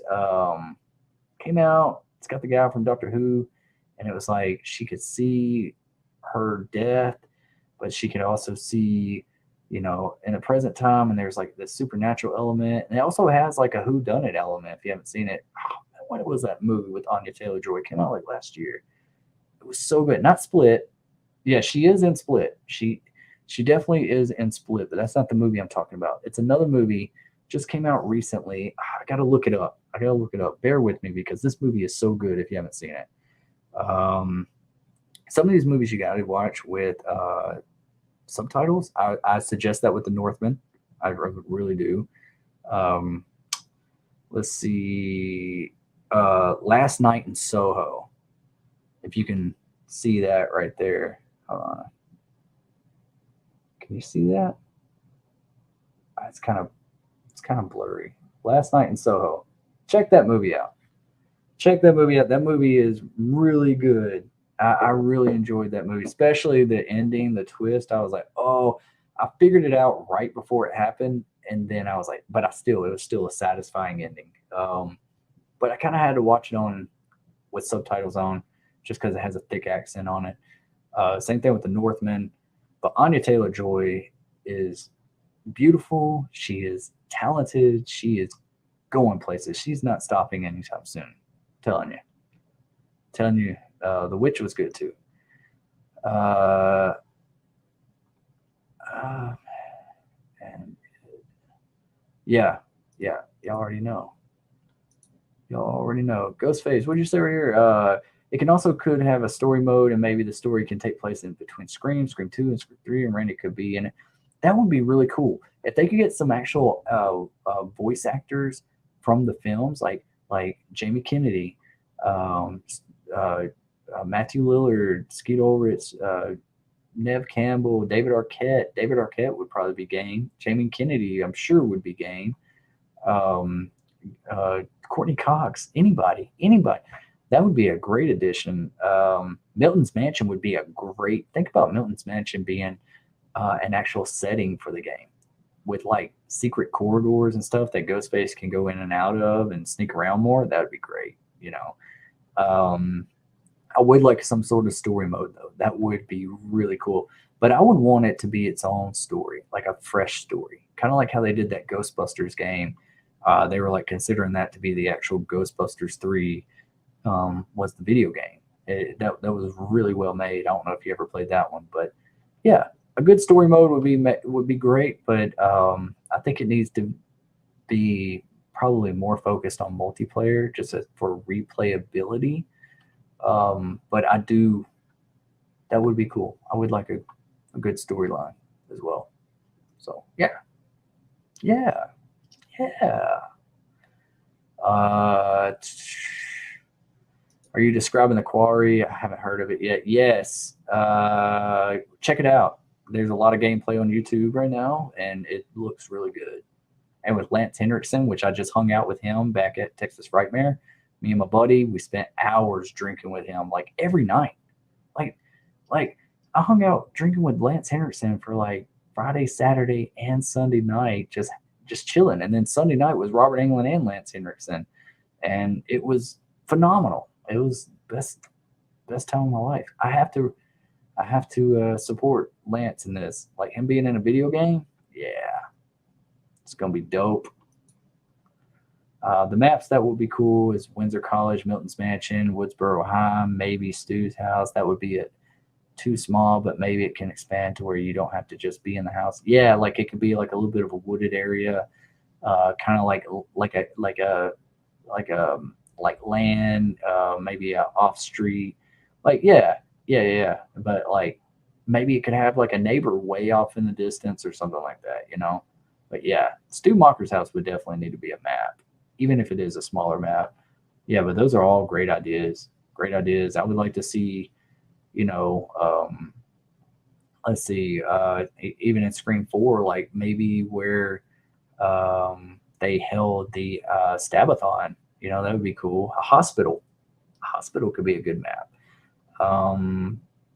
What else? What else could be a good map? I don't know. They come up with some great stuff, and then they can have DLC with extra maps later on. Can anyone fill me in on the Quarry? Haven't heard of it yet. Yeah, it's like if you ever played the game called Until Dawn, and they have other games. Supermassive Games makes these games, and they're like a butterfly effect. You play as more than one character, and depending on the decisions that you make with these characters, it determines if you die or if you accidentally make someone else die later on in the game. There's so many different aspects. It's like a butterfly effect, and it's a lot of fun. Hayden Panettiere is in Until Dawn. Similar to that, Quarry, it's like they're saying it's hunting season. It looks like they're at like some type of campsite, like some type of retreat type thing, and they're being murdered or picked off one by one, but you don't know what it is. Don't know if it's slasher oriented. Don't know if it's supernatural. David Arquette's in it. Lance Henriksen's in it. Ted Ramey's in it. A bunch of other actors. They actually get real actors to play these parts. Really great graphics. And I heard that it's going to be like over 100 and something different endings and outcomes, and it's going to have a lot of replayability. So every time you play it, you'll have like different things happen and a different ending. And I heard that in a month or so after it comes out, there's going to be a multiplayer mode to where like a bunch of us could play as these same characters, and depending on what we do keeps us alive. So we have to work together to stay alive. So yeah, I don't know how that's going to work out. And they have a movie mode to where you can like set attributes to each character, and you can just watch it play out. You don't have to play. You don't even have to play it. You just watch it, and it just unfolds like a movie, depending on what you set for the characters, and it does it automatically for you. Really cool aspect. Check it out. YouTube it. The Quarry. Then you have to go with us to Monster Mania. Maybe we can all hang out with Robert. That would be cool. I'm still kind of weighing some stuff out, seeing if I got the time. Right now, I'm trying to find some stuff to move, and closing on this house is just being a beast. Got a lot of stuff to do. I got to get it behind me before I can think about anything else. But that's in July. That's the beginning of July. So then after that, I can start thinking about Monster Mania for sure. So Robert is going to be there. Robert's going to be there. Today's Robert's birthday. The hospital, the barn, what the Omega House from Scream 2 as well. Yeah, that'd be cool. Like if it was like a sorority row or fraternity lane or something like that, where there's like a bunch of different like, fraternity houses or sorority houses where you can go in and out of, and like it's a street with like different sorority houses. Yeah, that'd be cool. And then like even like if is the Woodsboro College, like maybe you could go into like where the theater room is, where the climax is Scream 2. It'd have to have like a lot of similar settings from the films. That'd be really cool. Yeah. I like the way you think, Ghostface. For sure. Ghostface fanatic. Maybe you should make it as creative as you are. What do you think? Yeah, he is pretty creative. I like it. There are like 13 of us going. Okay, all right. Yeah. Eric, Bearded Entertainment. He was telling me about it. You've been telling me about it, and I'm in that chat and everything. So yeah, it's a big possibility. It's still a question mark, but it's a big possibility, and I will definitely keep you updated. I'm so overwhelmed with everything right now. I can't even go into it because this is my escape from reality. I don't really want to dwell on all that, but yeah. Yes, Robert is listed to be there, and so are the. Oh, hell yeah. What would Robert think, like seeing me again? Because dude's got to remember me. We spent 4 hours together at the hotel bar, and he gave me like the best dad advice ever, and told me how to be successful, and was hanging on me all night. Like we just popping bottles, champagne, wine, beer. Like, I don't know what we didn't drink. Like, it was just like we were buddies. Um, really awesome. So yeah, he'd be like, "Damn, don't tell anybody about that." uh, I think Gun Media could make a good Halloween game. I got ideas for that game. It play out like a GTA slash Hitman style game, like free roaming kind of game. You can just pick up any weapon. Yeah, yeah, I can see that. I think they are supposed to be like a Hitman style game. Yeah. Okay. Yeah. Yeah. I have been hearing rumblings about a Halloween game coming out, and but I just never seen anything on it. But you would think they would do it. Like it'd be Halloween night, and maybe you could play as Michael Myers, or you play as the survivors, or whatever. And the streets are crowded with trick or treaters, or maybe there's different settings. Like maybe it's the babysitters at night, and it'd just be really, really cool. Really, really cool. Hearing the music and yeah, the music and the vibe and seeing the wind and the trees and just man, I don't know. It gets me excited.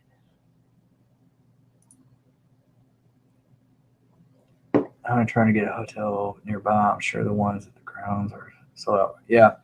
There's a big, I'm just going to say, wherever the convention is staying, there is it's very beneficial to stay at the hotel where the convention is staying. That's all I got to say. Because a lot of people could not hang out with us because they had to get to their other hotels, they had to get flights, or they had to leave, they couldn't stay. But staying at the hotel where the stars are staying is badass, and I highly recommend it. By the time it gets here, you will need a break from adulting. I'm pretty sure we can convince you to go. Yeah, I'm pretty sure too. Yeah, I am going to need one. I am for sure. What are those dates again? Because I'm supposed to go to Mexico City as well, but I can't remember that date either. That's not 100% that I'm going to Mexico City. That's just in talks right now. I kind of forget what day it is. I like life that way. I like being a little unpredictable and just kind of being surprised. It makes you feel alive. Uh, Michael can pick up any weapon you see him not using it. Put your knife. Yeah, yeah. That would be really cool. There could even be like a silver shamrock setting. Like that could be a map. Hammer would have to definitely be in there. I'd love to meet Destiny if he goes to Monster Mania. I always go. Yeah, I've never been to Monster Mania. Never even been to New Jersey. I always wanted to go. Um, but yeah, it'd be great to meet you too. Like I mean, like whenever I was at Texas Frightmare, I was surprised at all the people that knew me. Like I mean, it wasn't a whole lot of people, but like I had quite a few people come up and want to take pictures with me or just saying hey or ask me, are you Destination Station? I remember in the screen panel when I was walking through, somebody was like, "There's Destination Station." I'm not trying to like toot my own horn or anything. It was just odd for me. It was kind of cool. It was kind of cool, but it was kind of weird. I just like, you know, I'm I'm nobody special. I just like this stuff. I like talking about this stuff with you guys. My wife hates me talking about it. She gets tired of it. Sometimes I just feel like she's saying, "Yeah, uh-huh," and she doesn't really understand it like y'all do. Yeah, being a game developer would be really cool, Ghostface. It would be a great game developer, yeah. August 12th through the 14th. Okay, all right. So yeah, that's a month after my move. So yeah, possible. Possible. Could make that work. There were rumors about a Halloween game before Texas Chainsaw the game was announced. People were speculating, including me, that it was a Halloween game. I was like, yeah, that's what it was. Yeah, because I remember I was hearing a lot of stuff about like they were talking about a Halloween game, and then next thing you know, Texas Chainsaw drops. And I'm just like, oh, okay, that's cool too. As long as they keep that survival element to it. It just has to be done right. I don't think it will be.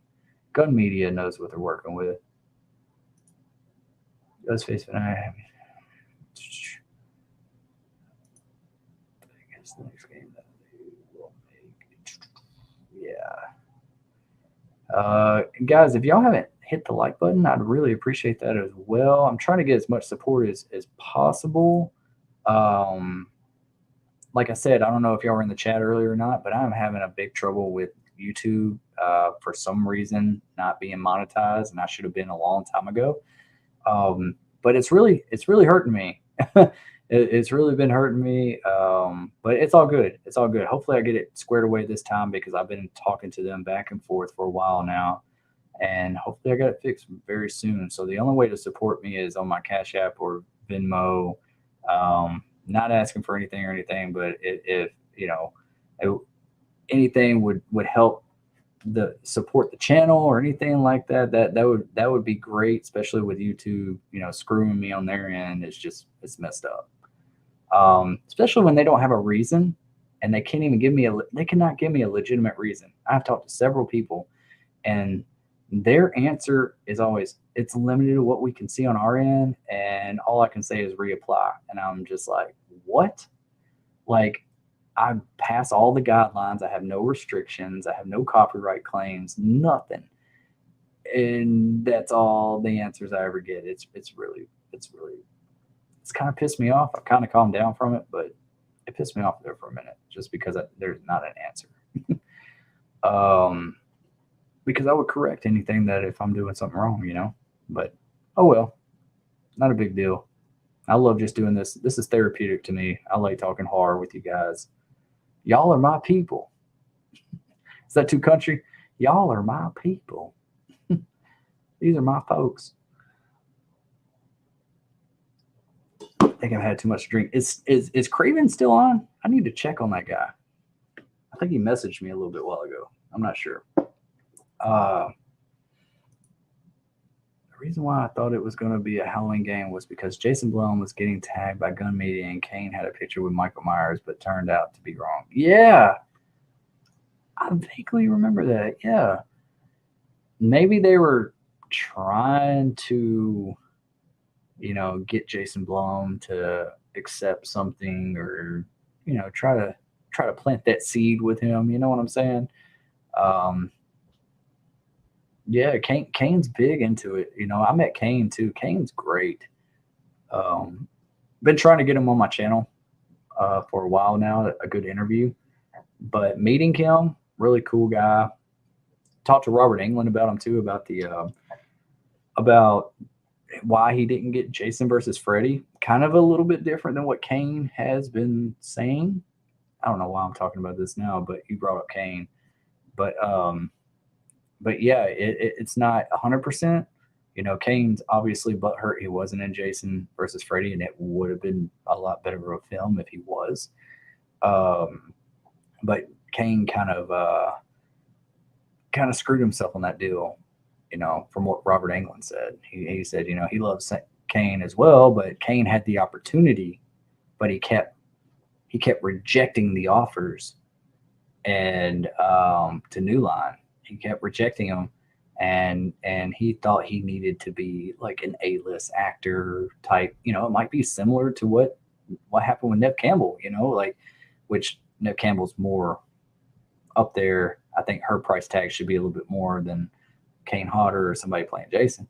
But what I'm saying is, like, he kept rejecting it, and then they just decided not to call him back because they found another Jason. Because the director was just like, he had some stunt coordinator come in and he was like, this was like one of the biggest guys he's ever seen. He's like, you're my Jason. So he never even seen any of the Jason movies either. So he really didn't know the love of Kane Hodder, so he couldn't appreciate it. But really, Kane's side of the story is that he never got a call. He told me, and I've seen it on his documentaries, that he says that he was told he did have the part, and then they just never called him back, and they just started filming without him. And he said that's what hurt him the most.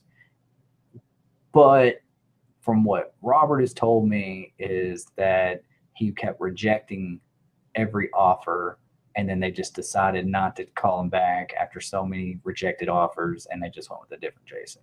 So it's kind of like Kane really did it to himself. He could have accepted one of the offers, but you know, what can you do? um, it is so messed up that they won't monetize. I know necessary. I know it's really frustrating. It really has been frustrating, really really much. Um, Missed out on a lot of money, a lot of it. Unfortunately, no, none. Yeah, I highly suggest either get the VIP passes so you can skip the lines, or if they have that there, and do the photo ops.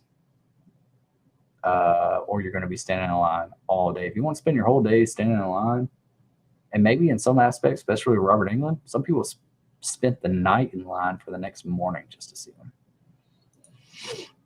Kane has always said he wants to play Michael Myers. He said he always was a fan of the house. Yeah, I bet he does.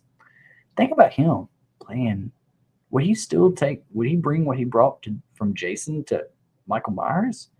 That breathing, real aggressive, or would he be more of a stealthy, tight, quieter Michael Myers? I don't know. That'd be really interesting. Thought I could come up to New Jersey. Kane Hodder is my favorite Jason. His intensity that he brings to the role is second to none. I think he would play a Michael Myers great. Yeah, I do too. I think he would kill it. He would kill it. No pun intended. But Kane's lost a lot of weight. I don't know if you've seen him recently. He's not the big guy that you remember. I mean, he's older now. I don't know his age, but he's up there. But he's not the force to be reckoned with type of Kane that we remember really. But it would be really cool to see him play, Michael Myers. I think that would be really neat. Maybe not this one. Maybe if they reboot it again. You know what I mean? I wouldn't have to pay for a hotel. Oh, okay, y'all are talking. Yeah, it's. I mean, closer the better, because I'm telling you, it's going to be chaos. Never been there to New Jersey, but I'm assuming it's going to be chaos. It's going to be a lot of people. It's going to be hard with traffic and parking, and then having to get in, and then having to get in line. And just FYI, take cash, because most of the things is only cash. So make sure you got cash, because I'm telling you, and BYOB, because these conventions, $8, $9, $10 a beer or a drink. Are you kidding me? No. Put a case or of something that you like in your trunk or in your hotel room and do that. I'm telling you, it's fucking robbery. Stu Mocker is in the house. Oh my God, he does live. Without Sid, Scream is still Scream, and I hear all these fans crying that, oh, I ain't watching Scream. Yeah, they're gonna watch it. Come on, they're gonna watch it. They might be mad right now, but Radio Silence and Paramount does need to come out with something. Maybe they should have waited for the Kirby announcement after this. Sydney is not coming back. Then they throw Kirby in here, being like, oh, let me heal this wound a little bit. You know what I mean? Maybe that's what they should have done. Or maybe they have another trick up their sleeve, because we're about to be bombarded with a bunch of information. So maybe there's going to be more people coming back that we don't know. But yeah, come on. They're going to see it unless they hear it sucks. He's in decent shape. But still, I think he's in decent shape. Sorry. I was thinking of the movie The Descent. He's in decent shape still. I think he looks like he works out still for his age. That's pretty good. Yeah, he does. But he definitely has, when I met him last year, back in September, he has this fragile, his arms, his posture and all that kind of stuff. He still has, he's good. He could still make, especially Michael Myers work, but he's not muscle bound Kane badass that we know, but he's still good. He can still rock it. Definitely. Enjoy the movie. Enjoy what movie? Scream. Yeah, at least we do have Kirby and Gale. Yep. But which one's going to go? Which one would you be more acceptable to go if someone had to die? Would it be Gale or would it be Kirby? Let me know, Stu. Are you coming back? Let us know. uh, that would be cool to be the stunt man for Ghostface, Michael Myers. It really would. It really would. It would also be almost a dangerous job. I hope they get paid well. Ghostface gets clotheslined with fucking freezer doors and trips over recliners and hit with lamps, and Michael Myers falls off of balconies and down steps and whatever else and gets beat up by mobs, and Jason gets caught on fire and drowned, and I don't know. It would be cool, but they better pay me well, because I mean, if you ever watched the Kane Hodder documentary, To Hell and Back, Kane Hodder actually, when he got caught on fire, it really messed with him. He got burned up. He was in the burn unit for a long time, and then he still had to do another movie with Jason where they had to catch him on fire, and it messed with him. So yeah, pretty sure that you will be in Scream 6 too. Yes, but I think that would be cool to be a Ghostface stunt double. I think, yeah, it would be. It would be. I think I would more prefer to be a Ghostface stunt face, a Ghostface stunt double than the others, because I feel like you have like a little bit more free roam. You can kind of move around. You can kind of be more of yourself. I don't know. I think it would be. I just think it'd be more fun. It's more stalking. I don't know. A little bit more chase scenes and stuff. It'd just be really cool.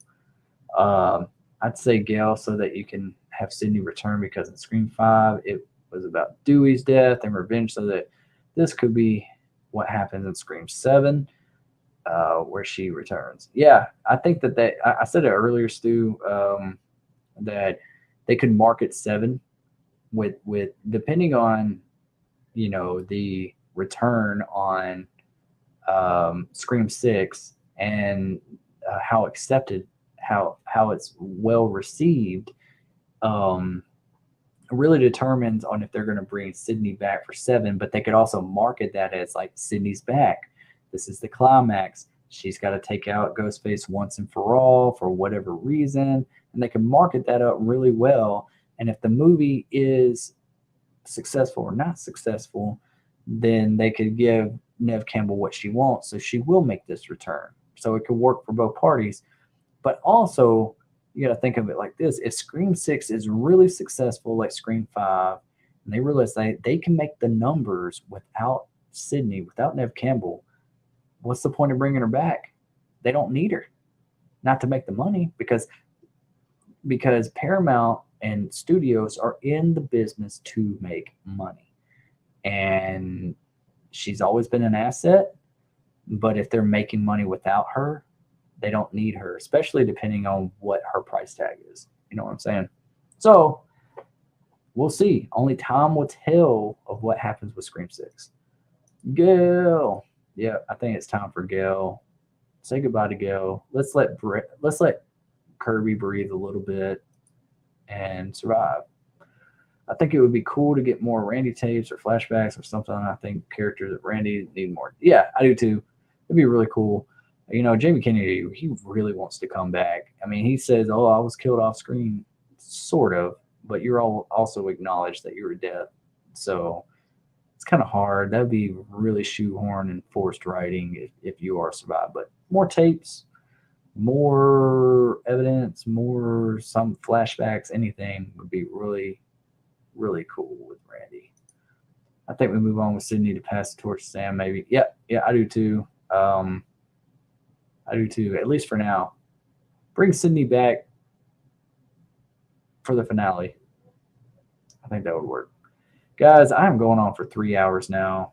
I don't want to say goodnight to y'all because I'm having a good time, but I have got to piss. and my bed is calling my name. I'm tired. I got some stuff to do early in the morning, so I can't stay up too late. But I have enjoyed shooting the shit with y'all and talking about my favorite horror movies. Like, it's been great. I'm gonna do more live streams also. So, hit that like button if you haven't already. And I got more time at night, especially. So expect more live streams. Come on by. I don't do many often, but I'm gonna do a lot more in the future for sure. Me versus Sydney, the finale. Yes, Stu. I want to see it. I want to see the final. Even if it is like Stu and Sam going at it and fighting, and Stu is laying there bleeding to death. I want to see Sydney walk over your body, pull the trigger, and shoot you in the forehead, and being like, just in case, just like Mrs. Loomis. No offense, I still like you. But that would be just so great. I just want to see Sydney have that final blow. Jamie Kennedy was getting emotional about when Radio Silence asked him to be involved with his pictures. Yeah, I know. I saw. Jamie Kennedy's going to be on my channel very soon. I don't know, very soon, but we're working out a schedule. Met him at Texas Frightmare. Got his personal information. He's agreed to come on my show, do a live stream. So be looking forward to that. Really cool guy. Really cool guy. He's actually in the intro of some of my videos too now. So he wants to come back. He's game. I hope they still respect him in the next movie. All of them. Respect them all. Respect West. For Wes. Look. For Wes. Just keep respecting him. Don't disrespect him. Everyone dies except me. Wouldn't that be a climax? Wouldn't that be a cliffhanger? This was awesome. Hope everyone has a fantastic night. Thanks, Necessary. You have a good night as well. He has a YouTube channel. Yes, he does. Great YouTube channel. He's also a big cryptocurrency guy. Like I kind of dabble in that stuff too. So yeah, we talked about it. Really cool. Really cool. I like Jamie Kennedy. He's a good soul. Good soul. So yeah. Hopefully I can work something out. He's still doing conventions and stuff like that. So he's busy. So I'm just waiting for him to get some downtime. But yeah, guys, this has been great. Thank you all for coming by and just, kicking it with me. I hope you all have a good night. I'm about to sign off and I'm about to head to the bed.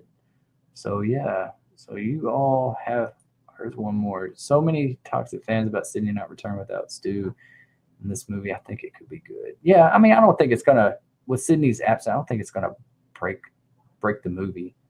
It all depends on what the story is and how it's presented, because I mean, it's not going to make or break the movie. I don't think it would it help the movie? Yes, it would. What if it's overcrowded though, with Kirby and Gail and all these other characters and whoever else they're deciding to bring back? And how ambitious is this next sequel going to be? Could it be overcrowded? Maybe Sydney should take a back seat. Halloween Kills, Jamie Lee Curtis took a back seat. So even though she was in it, but she still took a little bit of a back seat. So maybe Sydney's just going to step out of this one, see what happens with Lincoln Lawyer, see what happens with Life, see if Paramount decides to meet her on her, whatever her price tag is, and she can come back for 7. It all depends on how this one performs. Period. Well, I hope you have a great night's sleep. Sweet dreams, everyone. Yeah, you too, Nanette. Sweet dreams. Everyone have a good night. Don't let me miss the stream when Jamie's. I will not. I will definitely have that one. I will be sharing that one every single day. So don't worry. I'll let you know. Have a great night, everyone. Yeah, Ghostface. Don't kill anybody. Be good, or be good at it. Before you go, can you shout out my channel? Yeah, Ghostface for sure. Ghostface Fanatic. If you're not subscribed to Ghostface Fanatic, go head over to his channel right now. Click on him and just subscribe and like his and watch his channel. Subscribe to his channel. I mean, great content. He's always been a great supporter of the channel, of my channel, and Craven's channel, and everybody else's. Great part of the community. What would be the Scream community without Ghostface? So you better go like his stuff. You better go subscribe to him, or he might give you a phone call later. So yeah, be on the safe side. So yeah, definitely, Ghostface Fanatic is the man. Uh, Appreciate it, Rocky Balboa. Love you too. Appreciate you coming by. Um, See you guys tomorrow. I have a couple videos coming up tomorrow. I might do a live stream tomorrow night, so just be looking out. I'll have something posted if I do. Craven is still out. Oh wow, he's still out, man. He's a beast. He will go. Does he sleep? He'll go 24/7. It seems like he's on like live stream over here, live stream over there, live stream on his channel. Just geez, love that guy though, man. I call him the Godfather of Woodsboro. So yeah, keep the shades on. Will do. I think it's pretty good too. I like the shades. I like them. I think Kirby taking sides was also awesome. My favorite. Yeah. Yeah. Kirby is Kirby. Man, I just think about how fans would be if Kirby was announced after we got this announcement that Neve's not coming back. That would soften the wound. That would put a Band-Aid on it for a little bit. And they're like, okay, well, they would be like, oh, this sucks. Then he's not here. And then it'd be like, oh, Kirby's coming back. Oh, wait, I'm back interested. But they let Kirby come out the box first. And then they dropped this Sydney bomb. So, yeah. Anyways, guys, love you guys. Get some rest. Head over to Craven's channel. I might pop in there for a minute before I head to bed. But and just say hey, just see what they're up to, and then I'm headed to bed, y'all. Yeah, I think I'm getting old. Anyways, love you guys. I'll see you guys when I see you guys. Yeah,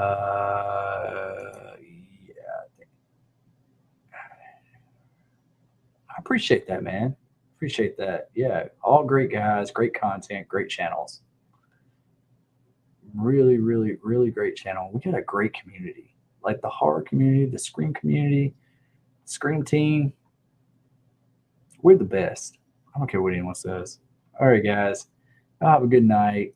See you guys when I see you guys. Love you all. Peace.